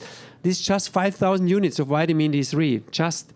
But if you check the vitamin D3 in the blood, after a while, it's as high as if you would take 20,000 units, because it's so, with all the cofactors, it works so well. And it works so well that even the German Olympic sailing team is taking the basic immune and the daily use, and they say the recovery after a race, what normally takes a week or so, is just 1 day. So after 1 day, they're fully recovered. That is why they take the basic immune and the daily use. One of the best sailors in the world. So that is the daily use. So it's important, and Professor Shokrun is always in all his lectures, he's saying, if you have been suffering from vitamin D3 deficiency, and I would say it's 95% of the population in Germany, and don't think that it's better in US, then you have to supplement for the rest of your life. And I take vitamin D3 since 15 years, every single day. I take between 15,000 and 1 million units per day, up to 1 million per day. There's in US, there's a very famous Professor Mollick, you might have heard about him. He created the D-Minder. It's an app where you could even very easily find out when to go to the sun and how long to create a certain amount of vitamin D3. There are a lot of studies, and it shows that up to 40,000 units per day, it's super safe. But always together with vitamin K2. Otherwise, you're going into the direction of atherosclerosis, but you want to go to healthy, stable bone. Okay? So it's exactly the same, but just a very low dose. Okay? And then, now let's have go a little bit more back, and let's have a look not just at the bone metabolism, but more at the bone itself, what's going on when we are going to drill into the bone. We know osteoclast and osteoblast, that they are inhibited or activated by the 3 holy kings of biological dentistry, C, vitamin D3, and K2, MK7. And they are responsible for the regulation of the bone metabolism. So if you're going to drill into a bone, there are always 2 ways how you could do that. One way, so in general, this is causing an injury. And then the next step will be a blood clot. It's a blood clot. And in the best case, if everything is there, the 3 holy kings, you're going to create callus bone, lamellar bone growth. And now you have the possibility to go 2 ways. You could do a congruent preparation, like with the taper. So the implant would fit perfectly into the bone. Many years ago, when I started 30 years ago with implantology, we thought it's so important to have a perfect fitting implant bed. But today we know, bullshit, totally wrong. The less bone, the better. Because you see, in a situation like this, where it's compression in this area, you're going to put compression onto the cortical bone. And there is a so-called Mamoto's law. She's a Chinese researcher, and she postulated the Mamoto's law that shows that there are, pressure receptors, something like this, in the blood vessels. And as soon as you put some pressure onto any tissue, if it's skin or bone, you're going to reduce the vascularization. So that is why we should never have any compression on the cortical bone. 0, 0, 0, 0. Better minus. And there is the so-called Hooke's law. Hooke's law means if you bend the bone, it would not bend, it would resorb. Yes, you can't bend bone. If you put a force, it's going to resorb. You wouldn't bend it. That is the Hooke's law. And there are a study made by Lemons et al. And they showed that this, what they call a positional bone growth, because there's just very little space in between the bone and the implant. That is the so-called appositional bone growth. This is very slow, just 1 to 3 microns per day.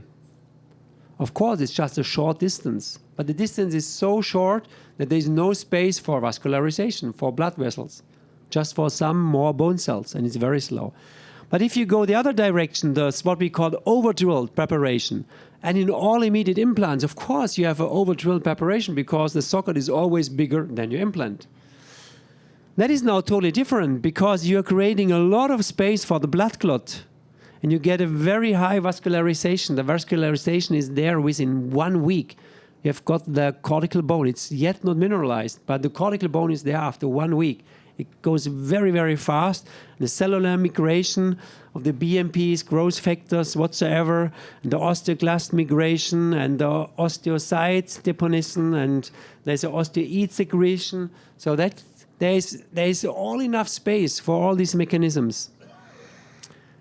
And this, what we call the lamellar bone, the de novo bone, this is very, very fast. Of course, there's a huge space, but it's so fast, it's up to 50 times quicker than the appositional bone growth.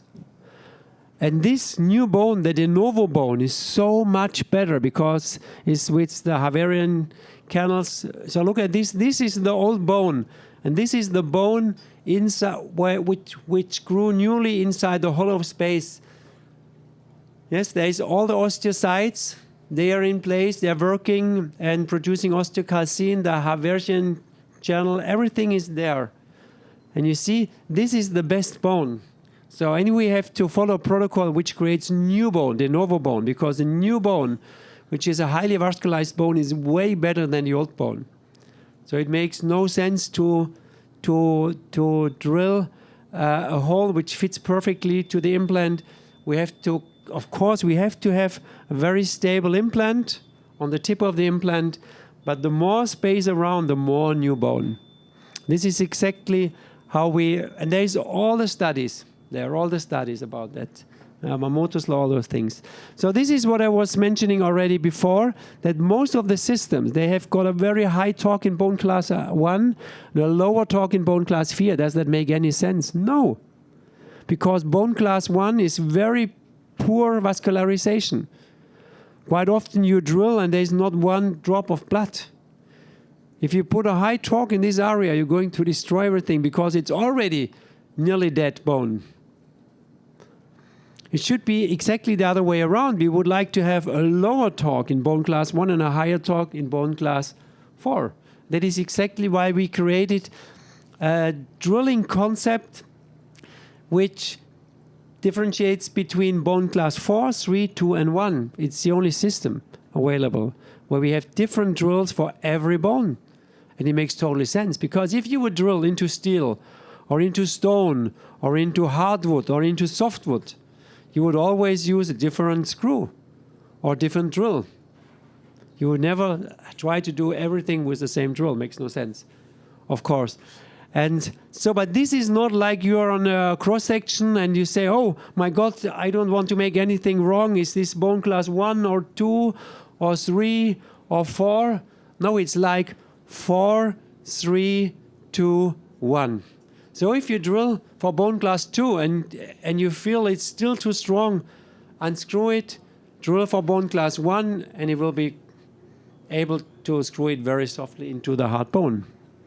So let's have a closer look what's going on in the bone. So in bone class 4, we're just with the so-called small countersink, we're just opening the very thin compact bone to break it when we place the implant.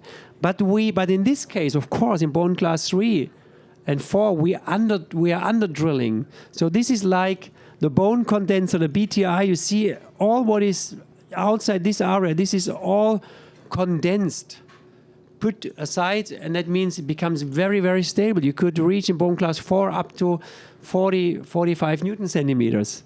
But there's no compression in this very thin compact bone. Bone class 3, it's exactly the same, but here we're already going to use the so-called countersink, what means there is no compression in this area. So now you will see no compression in this area and a lot of compression in the lower part. So that means a very high stability already in bone class 3. Bone class 2 is easy. All implants in the world, they work perfectly in bone class 2, so we do not have to talk about that a lot. It's just a little bit wider, that's it. The most dangerous and most difficult bone is bone class 1 because it's that bone. And this is where we over drill the site. So the drill is much bigger than the core of the implant and a little bit smaller than the outer shape, than the thread. And that means that just the tip of the thread is going to touch the bone. That looks like this. That is the last drill. And you see just 0.15 millimeter will be inside the bone. And all what is red or pink in this area, it's hollow space.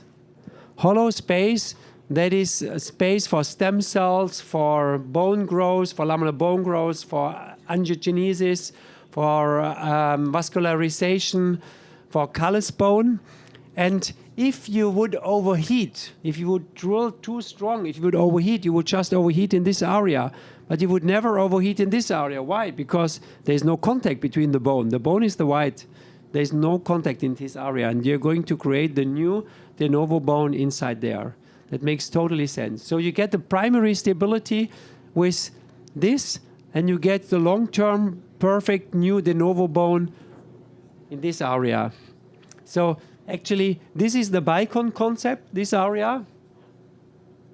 Yes, I don't like the Bicon implant, but the concept behind, have a look at histology. It's incredible. They understood how biology works, believe me. So that is something, what is the Bicon principle, and that is like all the other implants. Stability, new bone in this area. That is what we call the biological drilling concept, something like this. Okay, I'm going to finish with 2 or 3 cases to explain the principle. You see a situation like this, that is from the side, that is a cross-section huge cyst. How you would place an implant in this area, because it's a huge hole, way bigger than any implant. There's just one chance. You're going to do an internal sinus lift. It's very easy. It's 2 seconds, clack, clack, clack, and then you have got here a hole, and you push it a little bit up, and this implant will be just stable with the tip of the implant.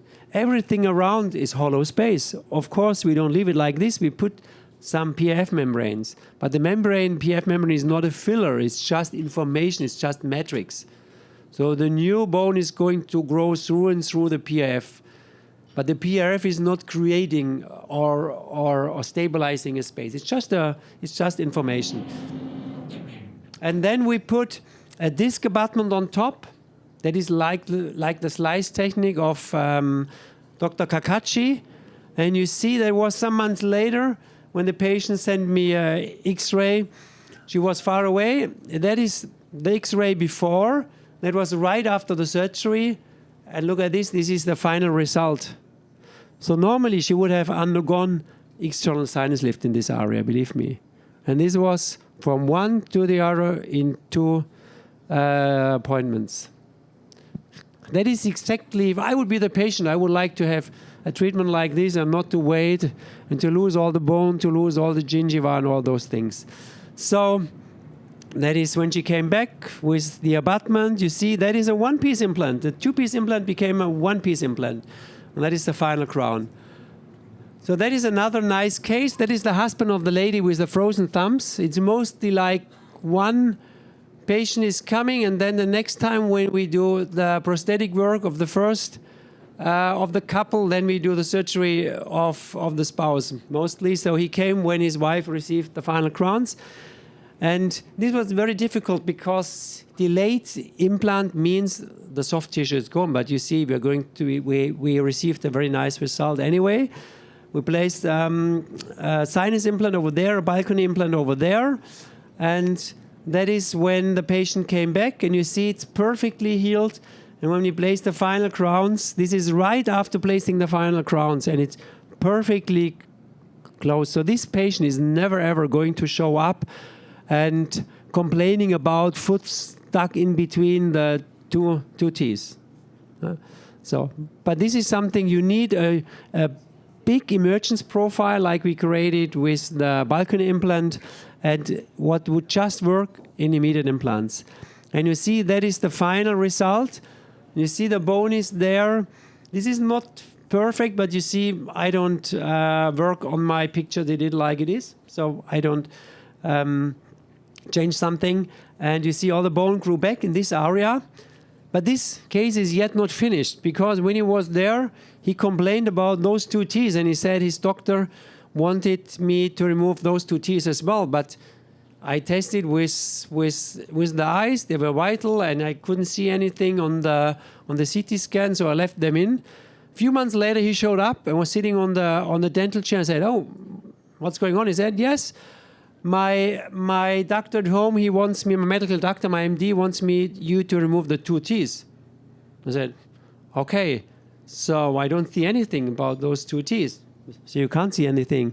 And I called him or her, and she said, "Oh, it's up to you. You decide." I said, "Holy shit, the patient is sitting on the chair and traveled 10,000 kilometers. So, but it was just a few months after we did all the courses with Dr. Klinghardt. So we muscle tested, and it tested for infection. And I removed the two teeth and I cut them, and I saw in both of the teeth, one or two nerves were already rotten and one was still alive.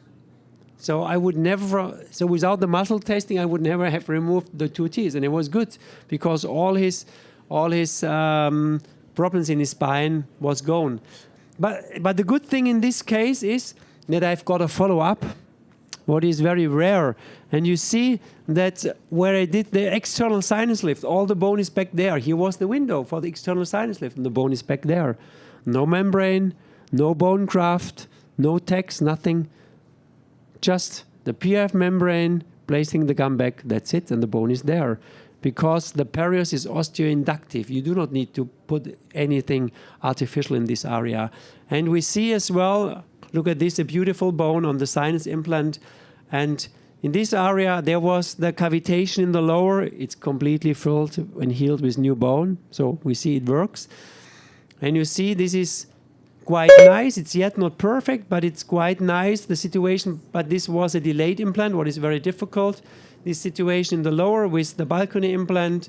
And we see as well in the cross-section that there grew new bone in the area of the sinus without using any grafting material. And that is the last part of my lecture. There's a lot of studies that show, and this is the conclusion, I mean, this is Senabi, Salata, Landgreen, very, very famous guys. And they showed if you are able to create and to maintain a space, a stable space, you need a stable space maker. It's not the membranes. It is a stable space like we create with the sinus implant. Then the Schneiderian membrane, which is nothing else than the perios, it's osteoinductive as well. You're going to create new bone. And I'm going to show you how it works. So this was the first case we did. So the patient came from another clinic where they already placed some implants. And you see we placed some more and did a temporary horseshoe. And this is then later the final crowns. And you see all the implants healed. But the most interesting thing is that you could see those was the bone level right after the surgery. And I've put the bone of the window on top to make the umbrella even bigger, even wider. And this is 4 months later. And look at this. We were really happy to see that there's something going on here. There was nothing inside, no bone graft. Because if you put any bone graft inside, there is no space for the angiogenesis. There is no space for the bone metabolism. The more you condense, the more bone graft you place, the poorer the result is going to be, because you want to have new bone, de novo bone. And this was 8 months later. Look at this. This is 14 months later, and this was last week. Yeah, you see there is still some how do you say, the bone is working, but the bone is there, everything is stable. So if I would be the patient, I wouldn't want to have 2 CCM of dead cow or something artificial or synthetic inside my sinus.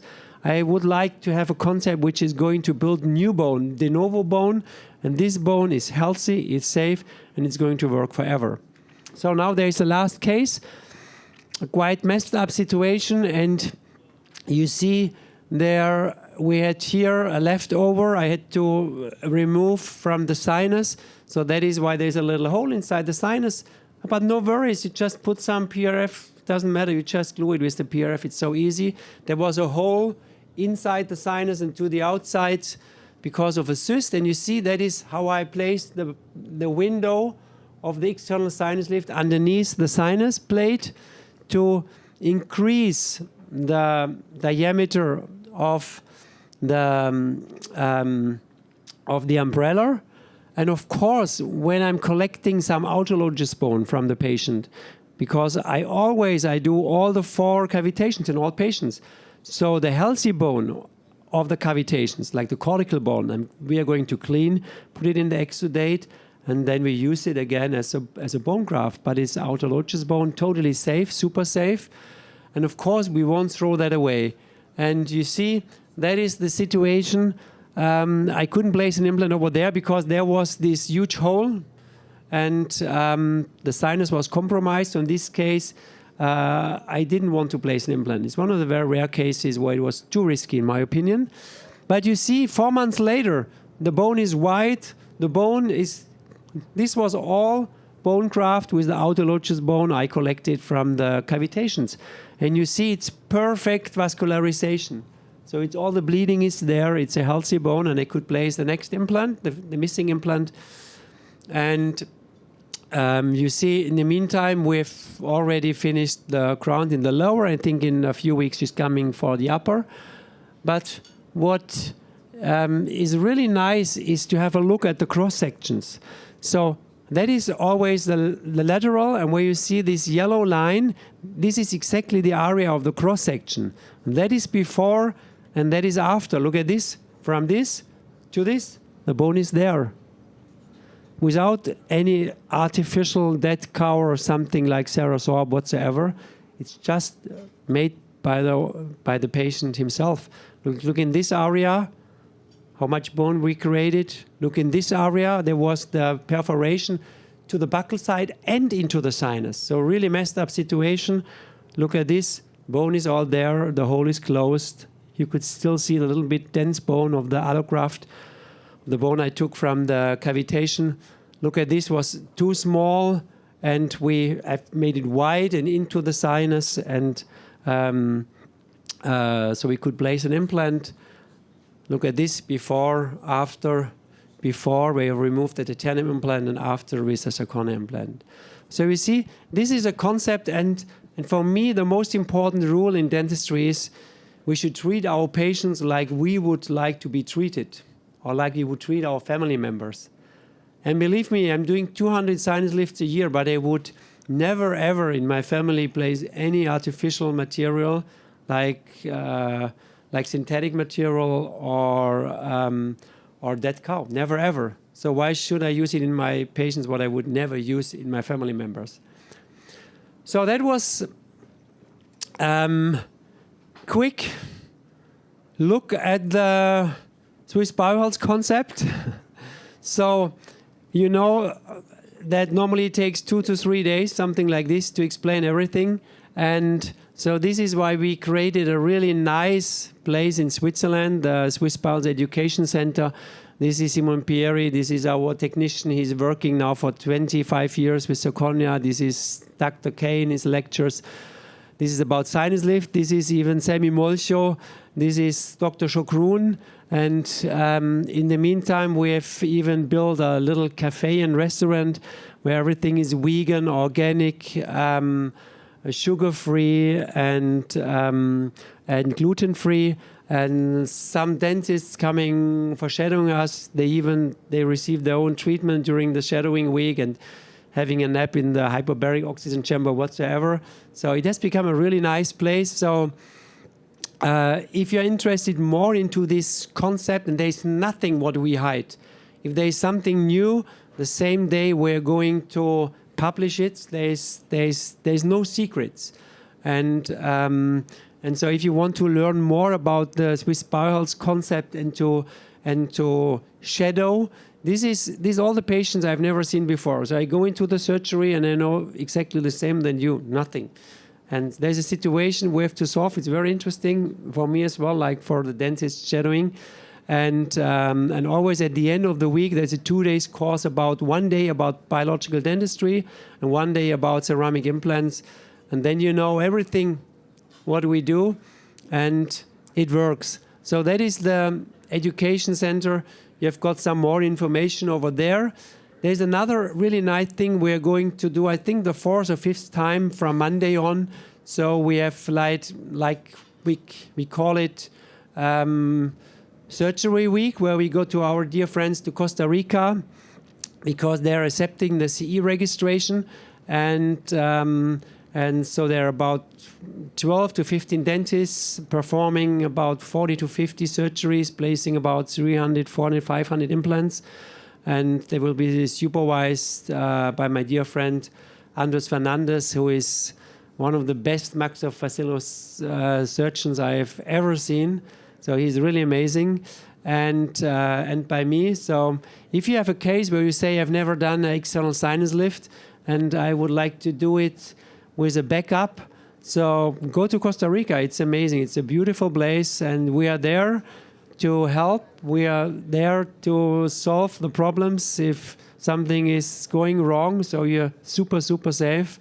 And so I invite you as well to come to Costa Rica. It's a nice place, not just until the FDA approval. I think we are going to do it anyway after the FDA approval, because it's such a nice situation that the dentists could try something new, what they would never do in their own practice.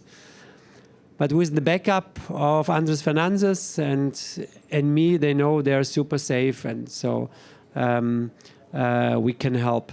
Okay, so I hope you enjoyed my lecture. We already started to have our tour because I was talking too long. Okay, yes, I see. Okay, so now it's for Q&A. So what are your questions? Or do you have got any other plans? No, it's fine? Have you got your gin and tonic already? Okay. What is your protocol? So if you never see patients, how do you make sure that they're healthy by the time of your surgery? That is yes, I understand. It's a very good question. How could I know that the patients are well prepared for the surgery, because I never see them before, or mostly, maybe 90% never see before. So in the meantime, the patients, they already know that when they are going to fill out the anamnesis, that they already have to provide us with the vitamin D3. In the meantime, after some years, they build their vitamin D3 before they get the blood test done, because they already know that we would never accept a patient with a very low vitamin D3. So then we see what's the vitamin D3 and the LDL. And the range, I wouldn't touch a patient who is not between 70 and 100 nanograms per milliliter. This is 180 millimoles per milliliter. So that's quite high. But my level is always 250, something like this. So in Germany, they say when it's above 30, it's becoming toxic. That's bullshit. It's never toxic. Vitamin D3 could never, ever be toxic. So my mother-in-law, and I like her, she's a very good person. So she's 80, and if there is a party going on, she's always the first person dancing on the table, and she's 80. She looks like 60. When we tested her last time, her level of vitamin D3 was 309. She's a monster. And so there is actually no limit, but I would recommend go for 20,000 units with 200 micrograms of K2. And that is what we ask our patients, and we remind them 2 or 3 times before the surgery, that they have to start with the basic immune 1 month before. And it doesn't matter if they are on 0. After 1 month of basic immune, they will be at least above 70. And then you're super safe. Does that answer the question? Okay. Does that in the immune relief and energy, the relax and energy boxes that you showed earlier? Yes, yes, yes, We give them those boxes? yes, yes. Yes, doesn't matter if they are even at 0 vitamin D3, if they take for 1 month basic immune, they're at least at 70 nanograms. Energy and relax. Yes, yes, yes. Yes, always both, because you need all the cofactors. 1 month before and 1 month after the surgery. Let's say you had the surgery because you didn't know it was going to happen. Now she's on it and she had some surgery. Yes, of course, sometimes we've got some patients who haven't done the homework. So then we are going to give them for every day after the surgery for the first week 100,000 units. Yes, for 1 week, to get them on a very high range. Yeah, yeah, yeah, exactly. Okay, there's another question. Yes, earlier in one of the first cases, you had mentioned that you were using donor bone because Yeah. Can you just elaborate on what kind of donor bone? Yeah. So the point is that the best is no bone. What I showed with the sinus implant, it's the best. The second best is to collect autologous bone, what is for free, what is very safe, because we're just using the healthy bone on top of the cavitation. So the cortical bone is always good on top of the cavitation, but you have to perfectly clean it, put it into the exudate of the PRF, and you put some metronidazole on top, then you can use it.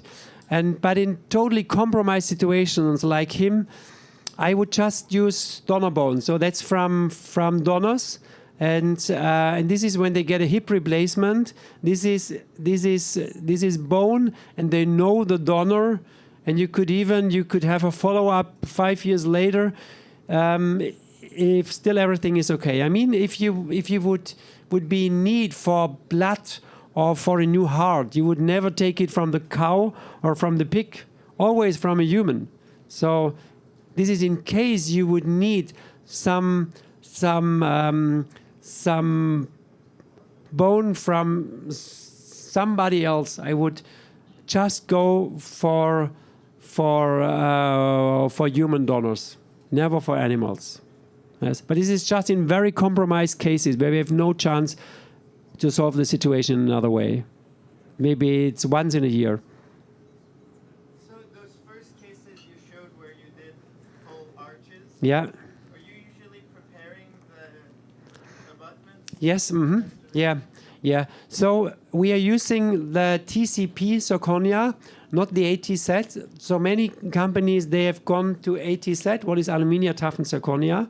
We used it many years before because it was much more stable than the TCP. But the TCP is the healthiest. If you test it, it's the best. It's a pure material. And actually, I believe the next problem after mercury and all those things will be aluminum. And, oh, look at this. This is the USS Constitution, the oldest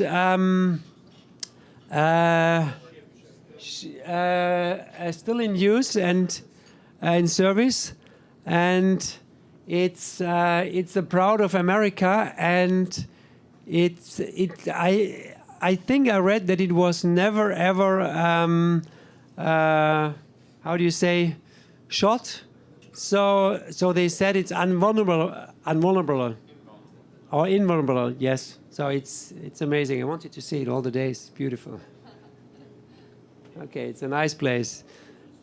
Okay, so the material, because it's TCP, we have worked a lot. So today the TCP or PP, so the best, most biological material, and we never color it, because as soon as you color it, like in Straumann Pure, I mean, I love the color of Straumann Pure, but you have to add metal oxides to get it in A2, A3, or to get it in a pink color. What is even better, you need to add metal oxides. That is what we were thinking about for many years, but we decided not to do it because it's going to make it less stable and less healthy, less neutral. And so the TCP today is as stable as the ATZ, so there's no more need for ATZ. And actually, I believe mercury, the next problem will be aluminum, I believe. So I do not want to be in any way that my implant has something to do with aluminum or with nano. I think this is another problem we are going to see in the future. So that is why we don't use the ATZ anymore. And the TCP, you are allowed to mill, allowed to shape it. You use a soft, new, totally new, soft diamond, like the red ring diamond of Brussels Comet, and without any pressure, with a lot of water. And we have done a lot of tests for the FDA approval. We had to prove that it's not losing any stability if you follow the protocol, but you should not use a rough diamond. So that is amazing. Like the natural tools, you could shape it perfectly. It makes it so much easier. And were those one unit or were they individual? So if, yes, yeah, very good question. In cases where I do immediate loading, immediate temporizing, of course I do one-piece implants because I need a post anyway, and it's cheaper. So I just use two-piece implants when the bone is very poor or there's very little bone, like in the sinus lift, or sometimes in the lower. We have a situation where the bone in the lower is all cavitation, and we have just the cortical bone, so it looks like a sinus lift, but in the lower, like a reverse sinus lift. Then I would use the two-piece implant as well. So, but as soon as I'm able to place a temporary, of course, I use a one-piece implant. So in my cases, in my patients, I use, I would say, 85% one-piece implants, because in 85% I do immediate loading. And the implant I'm using most is a 4.6 by 14.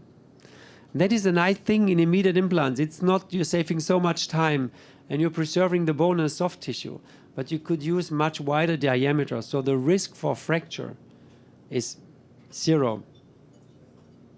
What's your protocol when you extract the tooth to clean up the socket? Yeah, that's a very good question, how to clean the socket. So in ceramic implants, I would say it's even, because you do immediate implants, it has to be perfectly clean. And if you come for shadowing, you will see the extraction, sometimes it's 30 seconds, and cleaning sometimes 5 minutes, sometimes even longer. Because quite often they're on the lateral, there are some cavitations, hidden areas, very soft bone, where is some little cysts, whatever. So you have to perfectly clean. And then I ozonize it, and then I place the implant. That's it. But this is a very, very important part and very time consuming. Yeah. Mm-hmm. Go to the ozone. I read somewhere that if you ozonate the bone directly with lavage, it's not okay.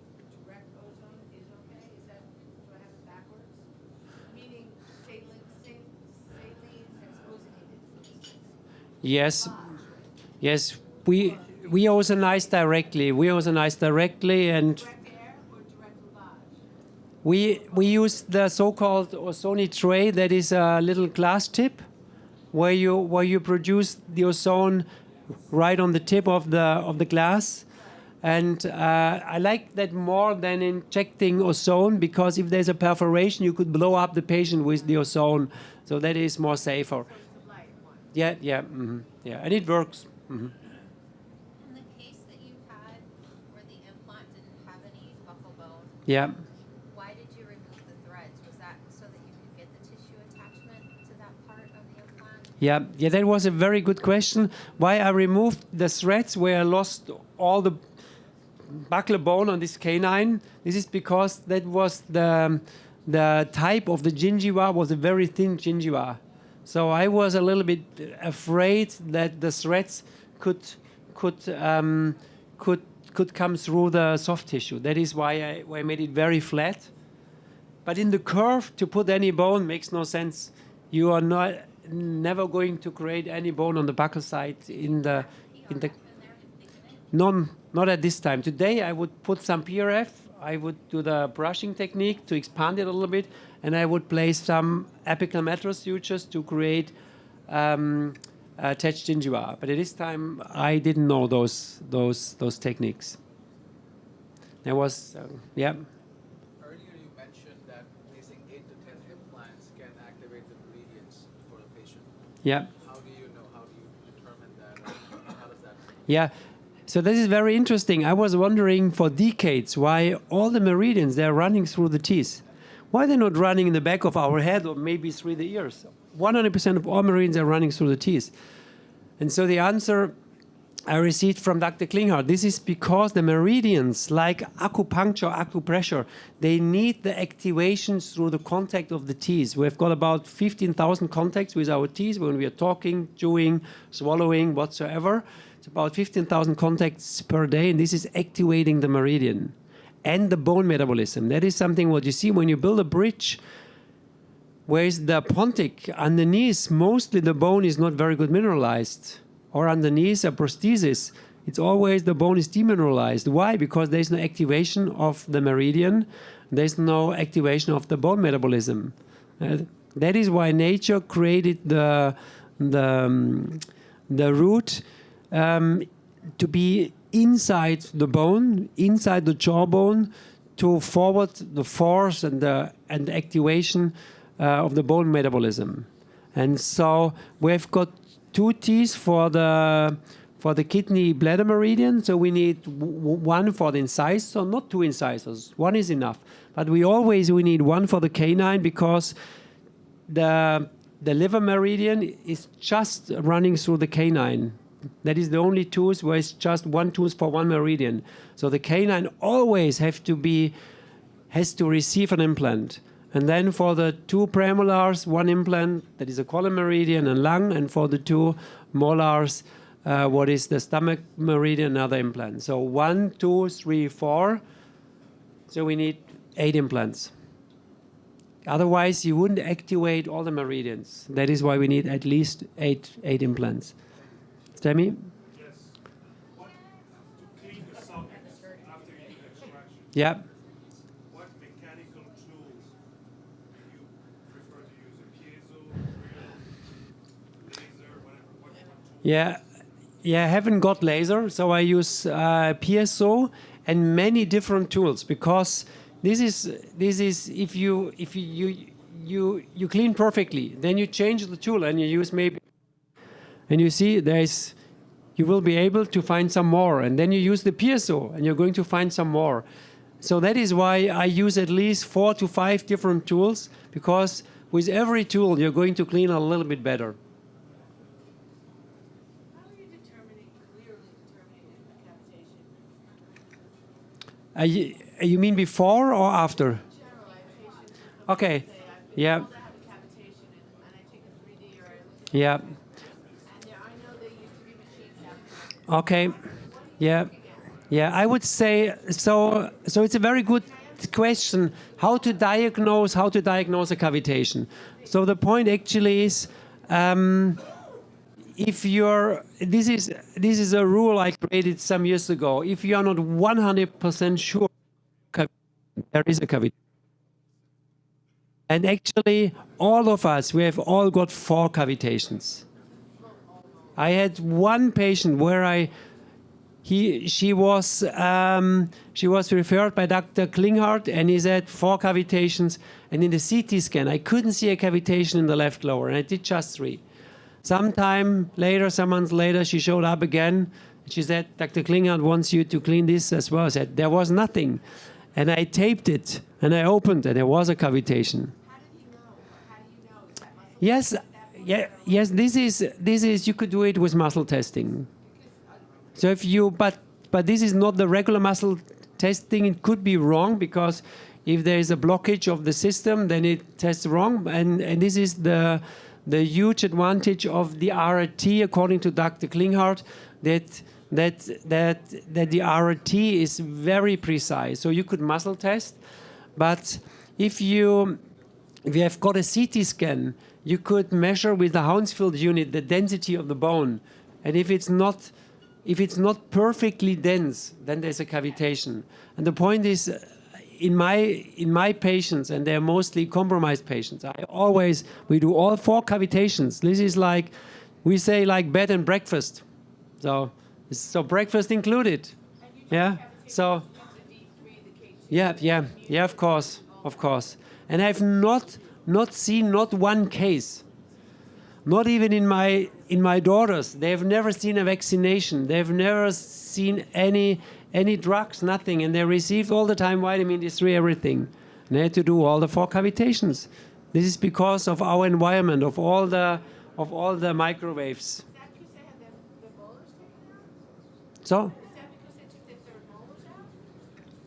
Why did they have 4 cavitations? How did they develop? yeah, so one of the daughters, she had never had a wisdom tooth like me, but there still is the germ for the wisdom tooth, and this is kind of rotten, and then it creates a cavitation anyway. So there is always a cavitation in the wisdom tooth area, always. I've never seen a patient without 4. Unless the surgeon who took out the wisdom teeth did a really good job. Yes, if we followed the biological protocol when we removed wisdom teeth, then there is, I would say, not in 100%, but in 80%, there is no cavitation afterwards. But you have to follow the protocol. But normally the patient showing up, they have got the wisdom teeth removed in the age of 14 to 15, where is the highest and the fastest growth. So they lack all vitamins and minerals in this age, 14, 15, poor nutrition whatsoever. And then the protocol for removing the wisdom tooth is very rough and very traumatic. So it's going to close superficially, but inside the bone is not healing. Never, ever. And yes, yeah. Yes, no, if you're going to follow the protocol, then you're safe, I would say not 100%, but 80%. And so in all wisdom teeth I removed, I've had between 10 and 20% of cavitations afterwards, but not 100%. I just have one more thing about the cavitation. I went to courses and they said if you inject ozone directly into the port, you don't need to do the cavitation. No chance. No chance. I did it so often. You have to open, you have to clean it. Forget about that. I'm doing cavitations now for 30 years, at least 4 to 8 per day. They've become bigger and bigger and bigger and bigger. Today we see in some patients up to 3 ccm. You could put your thumb inside. Yeah. So this is, in 2 days you're going to have a very nice presentation of my dear friend Dr. Lechner. He's talking about Rantes and about everything what is going on inside the cavitation. You have to address the cavitation, especially in those days. 20 years ago, without any cell phone, it was different. But today we have to do the cavitation. Yeah, that's it. So if, let's say you're doing an internal sinus lift, Yeah. and you get a membrane perforation, Yeah. will you put an implant? Of course. And you don't have a problem that the No. membrane is No. So the question was, if I do an internal sinus lift, and I would have a perforation, I would place. In those cases, you have to place the implant to seal the hole to the sinus. You need the implant, and the soft tissue is growing above the tip of the implant. But of course, it's nicer if you could push up the bone like an umbrella, and to create new bone. But if not, no worries. Nothing is going to happen. Not in ceramic. With PRF. Yes, I would put some PRF on top before I would screw the implant, of course. That's for sure. On your slides, you were showing ridges that were too thin to put an implant in. Yeah. I didn't quite understand what you did there. Yeah, then you do some bone spread. But they were so thin, there wasn't even bone spreading ability. Yes, you could. Thin to be. Yes, or you put some autologous bone from some cortical bone from the lower cavitation. That is the nice thing. When I think I could need some bone, I do the cavitation first. I collect all the bone and I get it for free. I do not even have to charge the patient for the bone because I get it for free. So how do you get it to stay in that area? You could, yes, you put it on top, and you put a lot of membranes on top. And you're using just PRF membrane. Yes, PF membranes, and then you place apical metal sutures, and the apical metal suture avoids the tissue to move. So it has to be at the end of the surgery. We have to do like this, and if there is any movement close to the suture, you have to place more apical metal suture.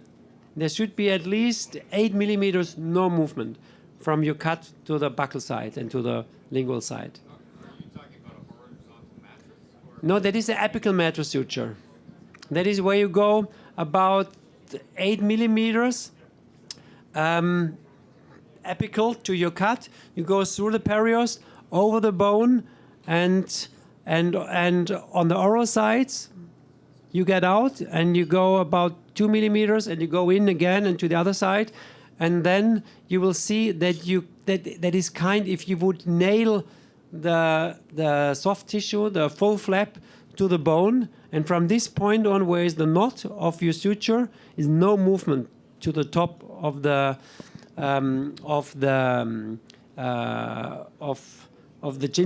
ridge.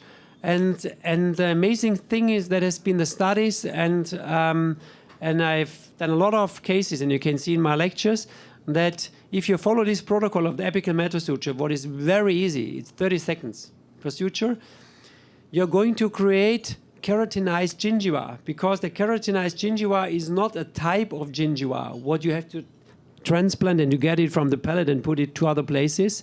You are going to have attached gingiva, keratinized gingiva, where the gingiva is attached. So if you attached a mobile gingiva and you attach it with the apical metasuture, after 3 months, it's going to change into attached gingiva. It's incredible. It's so easy and super safe. Because I saw in some of your slides, Yeah. there were areas that were just mucosa. Yeah. So you have no problem with that. Not in ceramic. In titanium, you would have a problem, because in ceramic, it's going to connect with the material, with the zirconia. But you could as well later, you could just open it, put some membranes underneath, like I treat a recession, and then you put some apical metasuture, some months later you have got attached gingiva. So it's a very easy, safe procedure, and no swelling at all, because you don't do a vertical cut, you just go along the teeth.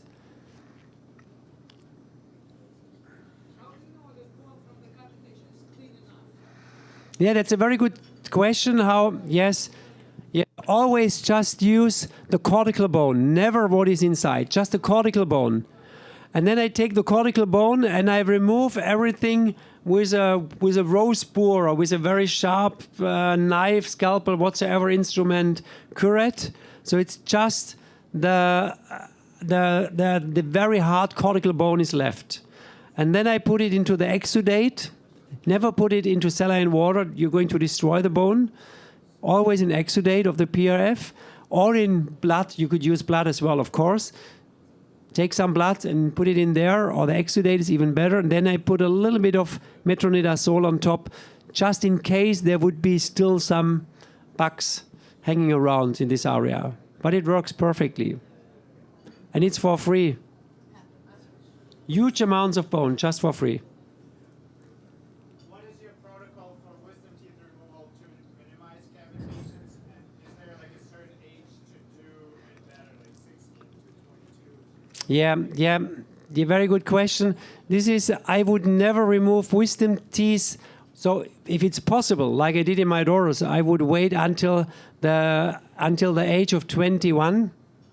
In boys, maybe even 23, 24, something like this. And always I'm going to follow the biological protocol like we do in implants, so building up the vitamin D3, K2, all those things. And then we do a very minimal invasive cut. We never do a vertical cut. We just have, like in the cavitation surgery, it's the same cut. It's just a cut of 7 millimeters. And we get all the wisdom tooth out of this. It sounds that it would be complicated. It's not. It's very easy. If you see the protocol, you could even go on our website and you see a lot of surgeries and you could see the protocol. It's easy.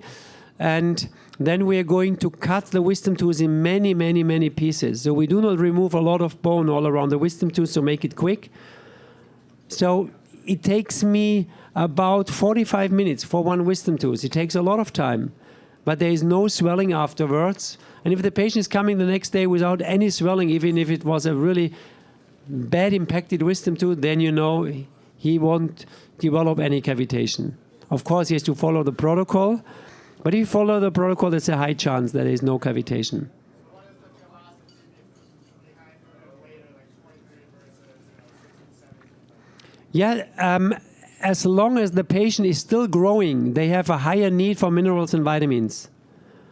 And then you would need a much higher supplementation to get to a certain level. So if you wait until the growth is finished, until they are fully grown, then it's easier and it's safer.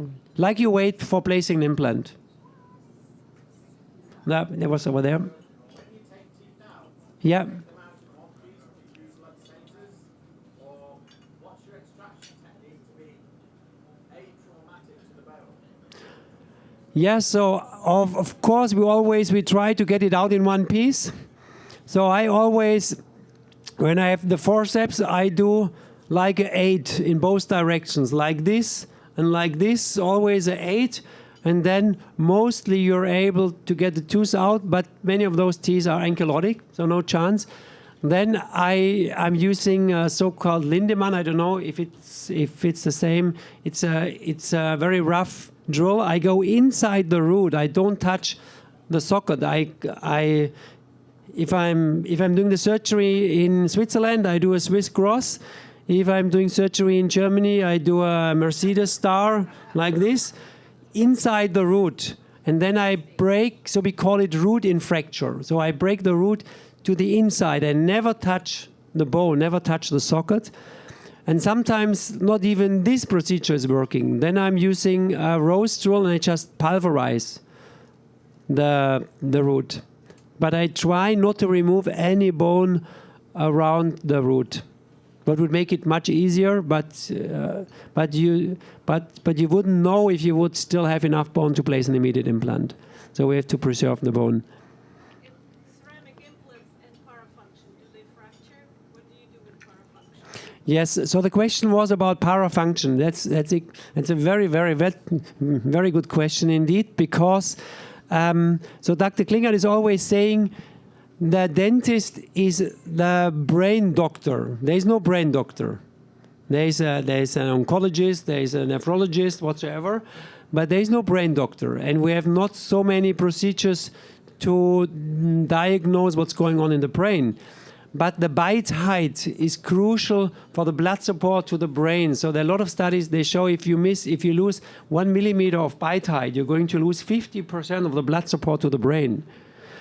And as well, the detoxification of the brain takes place in the night. The problem is that our skull is too small for our brain.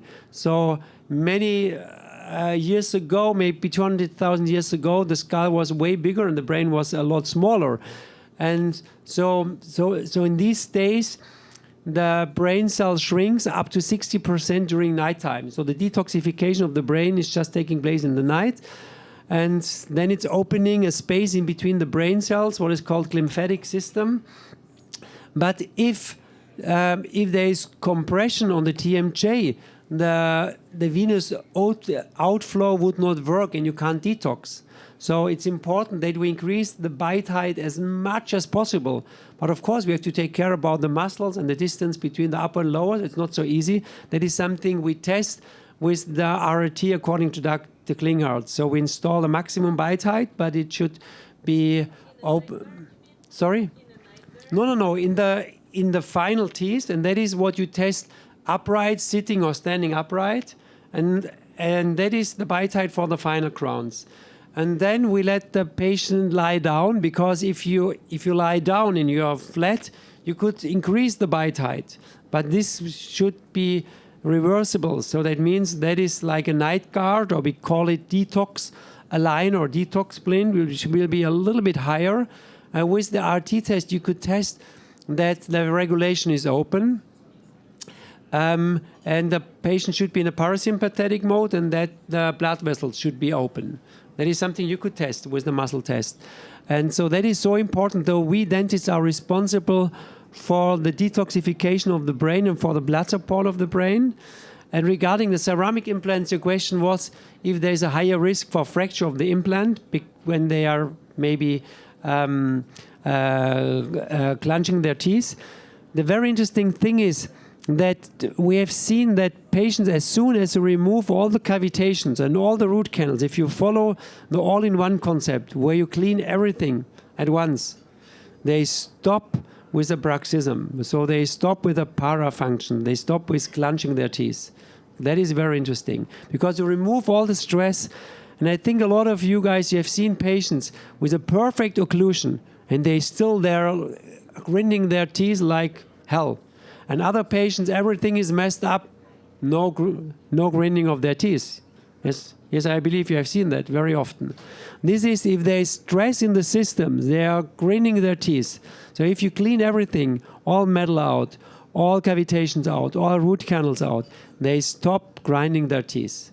That is actually, but at the end, the occlusion has to be perfect, absolutely 100% perfect, because it's so strong, the material, especially if you work with ceramic, on a ceramic implant. And that is, in more than 20,000 implants I placed, I had a little bit more than 30 fractures, I think 32 or 33, something like this.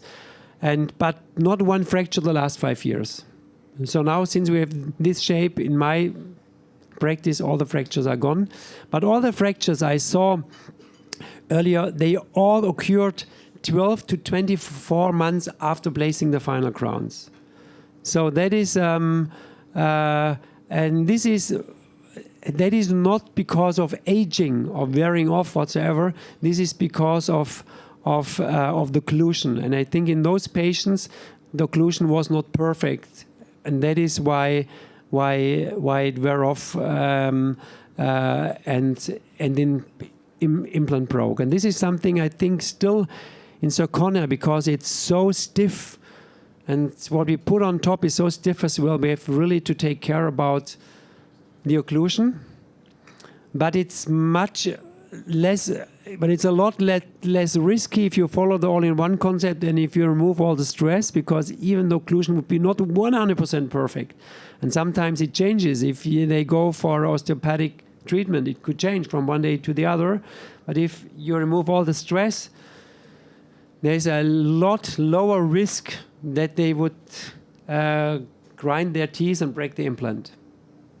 And so always the base is cleaning the patient as perfectly as possible in all areas, of course, not just in the mouth. Colon, microbiome, everything. Just wondering, the one that fractured, where was the fracture? And the fracture is always like if you would break from a fence, the, how do you call these? Pole, or how do you call this? Post? Post? Yes, it is, no. Always it would break a little bit below the bone level, maybe 1 milliliter, a millimeter below the bone level. Yeah, always. So horizontal fracture? Yes, always horizontal fracture, always. Mm. So what's your technique in terms of making sure it's perfect? Inclusion? Yes, you muscle test. And you check with occlusion paper. I mean, if you have got maybe a grade on 8 and it's all based on implants, those are the safest cases because it's all based on implants and the contact should be all the same. It's very easy. The most difficult cases are where you've got natural teeth and ceramic implants in between. Because the natural teeth, they will be, how to say, they're pushed into the bone, yes, and about 5 to 8 microns. That means that if the occlusion would be as strong as on the natural teeth, the first contact would be always on the crowns on top of the implants, of course. That is why you have to make the contact about 5 to 8 microns less than the natural teeth. Sounds complicated, but it's quite easy. You take occlusion with the thickness of 5 to 8 microns, and I ask the patients to close softly. And then it should be a hold by the natural teeth, but it should switch through the implant crowns. And then I ask the patients to close strongly, and then it should be held by the implant crowns as well. So it's quite easy. And that is something you have to check when they're coming for the recall after a while, every year or 2 years, because it could change. Night guards, head guards? No, I don't do any night guards, but in many cases I do the so-called detox aligner, what has a second effect that it's a night guard as well. But it's more for detoxing. But what you were talking about, adjusting the occlusion, Yeah. what I use shim stock. Yeah, shim stock. Yeah, exactly. But I suppose you do exactly the same. So with soft touch, it should be just on the natural teeth, and then you say close strongly, and then it should exactly perfect. Yeah, very good. Yeah, shim stock is about 5 microns, something like this. Yeah, perfect. I assume you're using the hyperbaric chamber for healing. Yes. Mm-hmm. Can you tell me how long you're having the patient stay in, what atmospheric pressure, and Yeah. which one you're using? Yeah. Yes, we've got a so-called hard shell hyperbaric oxygen chamber, and we can't use it. So the only patients we can't use it is the external sinus lift. You shouldn't do it within the 2 weeks right after the surgery, but it's perfect for patients after the cavitation. They immediately feel better with the hyperbaric oxygen chamber. They're going to receive 20 liters of pure oxygen per minute. What's a lot? And we go up to 2 bar. 2 bar. So it's double atmospheres. Yes, 2 bar. Mm-hmm. For how long? About 50 minutes. 50 minutes. 50.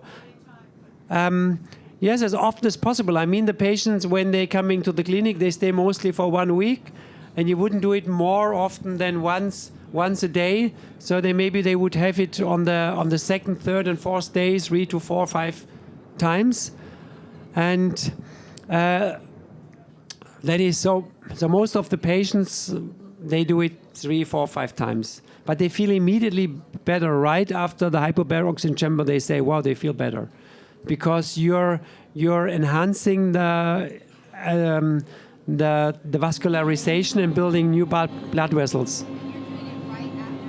Yes, you can do it right after the surgery. Not on the same day, but the next day. But not in external sinus lift. But you could do it in internal sinus lift. No worries. No risk. Okay, we have to... So, the last question? Okay, no last question. Wonderful.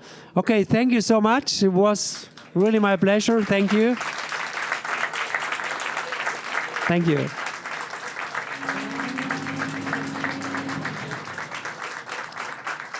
Okay, so I will be on the conference the next 2 days on the booth of Swiss BioHealth. So if you've got more questions, feel free. I will be there for you, okay? Thanks and enjoy the rest of the day. Thank you.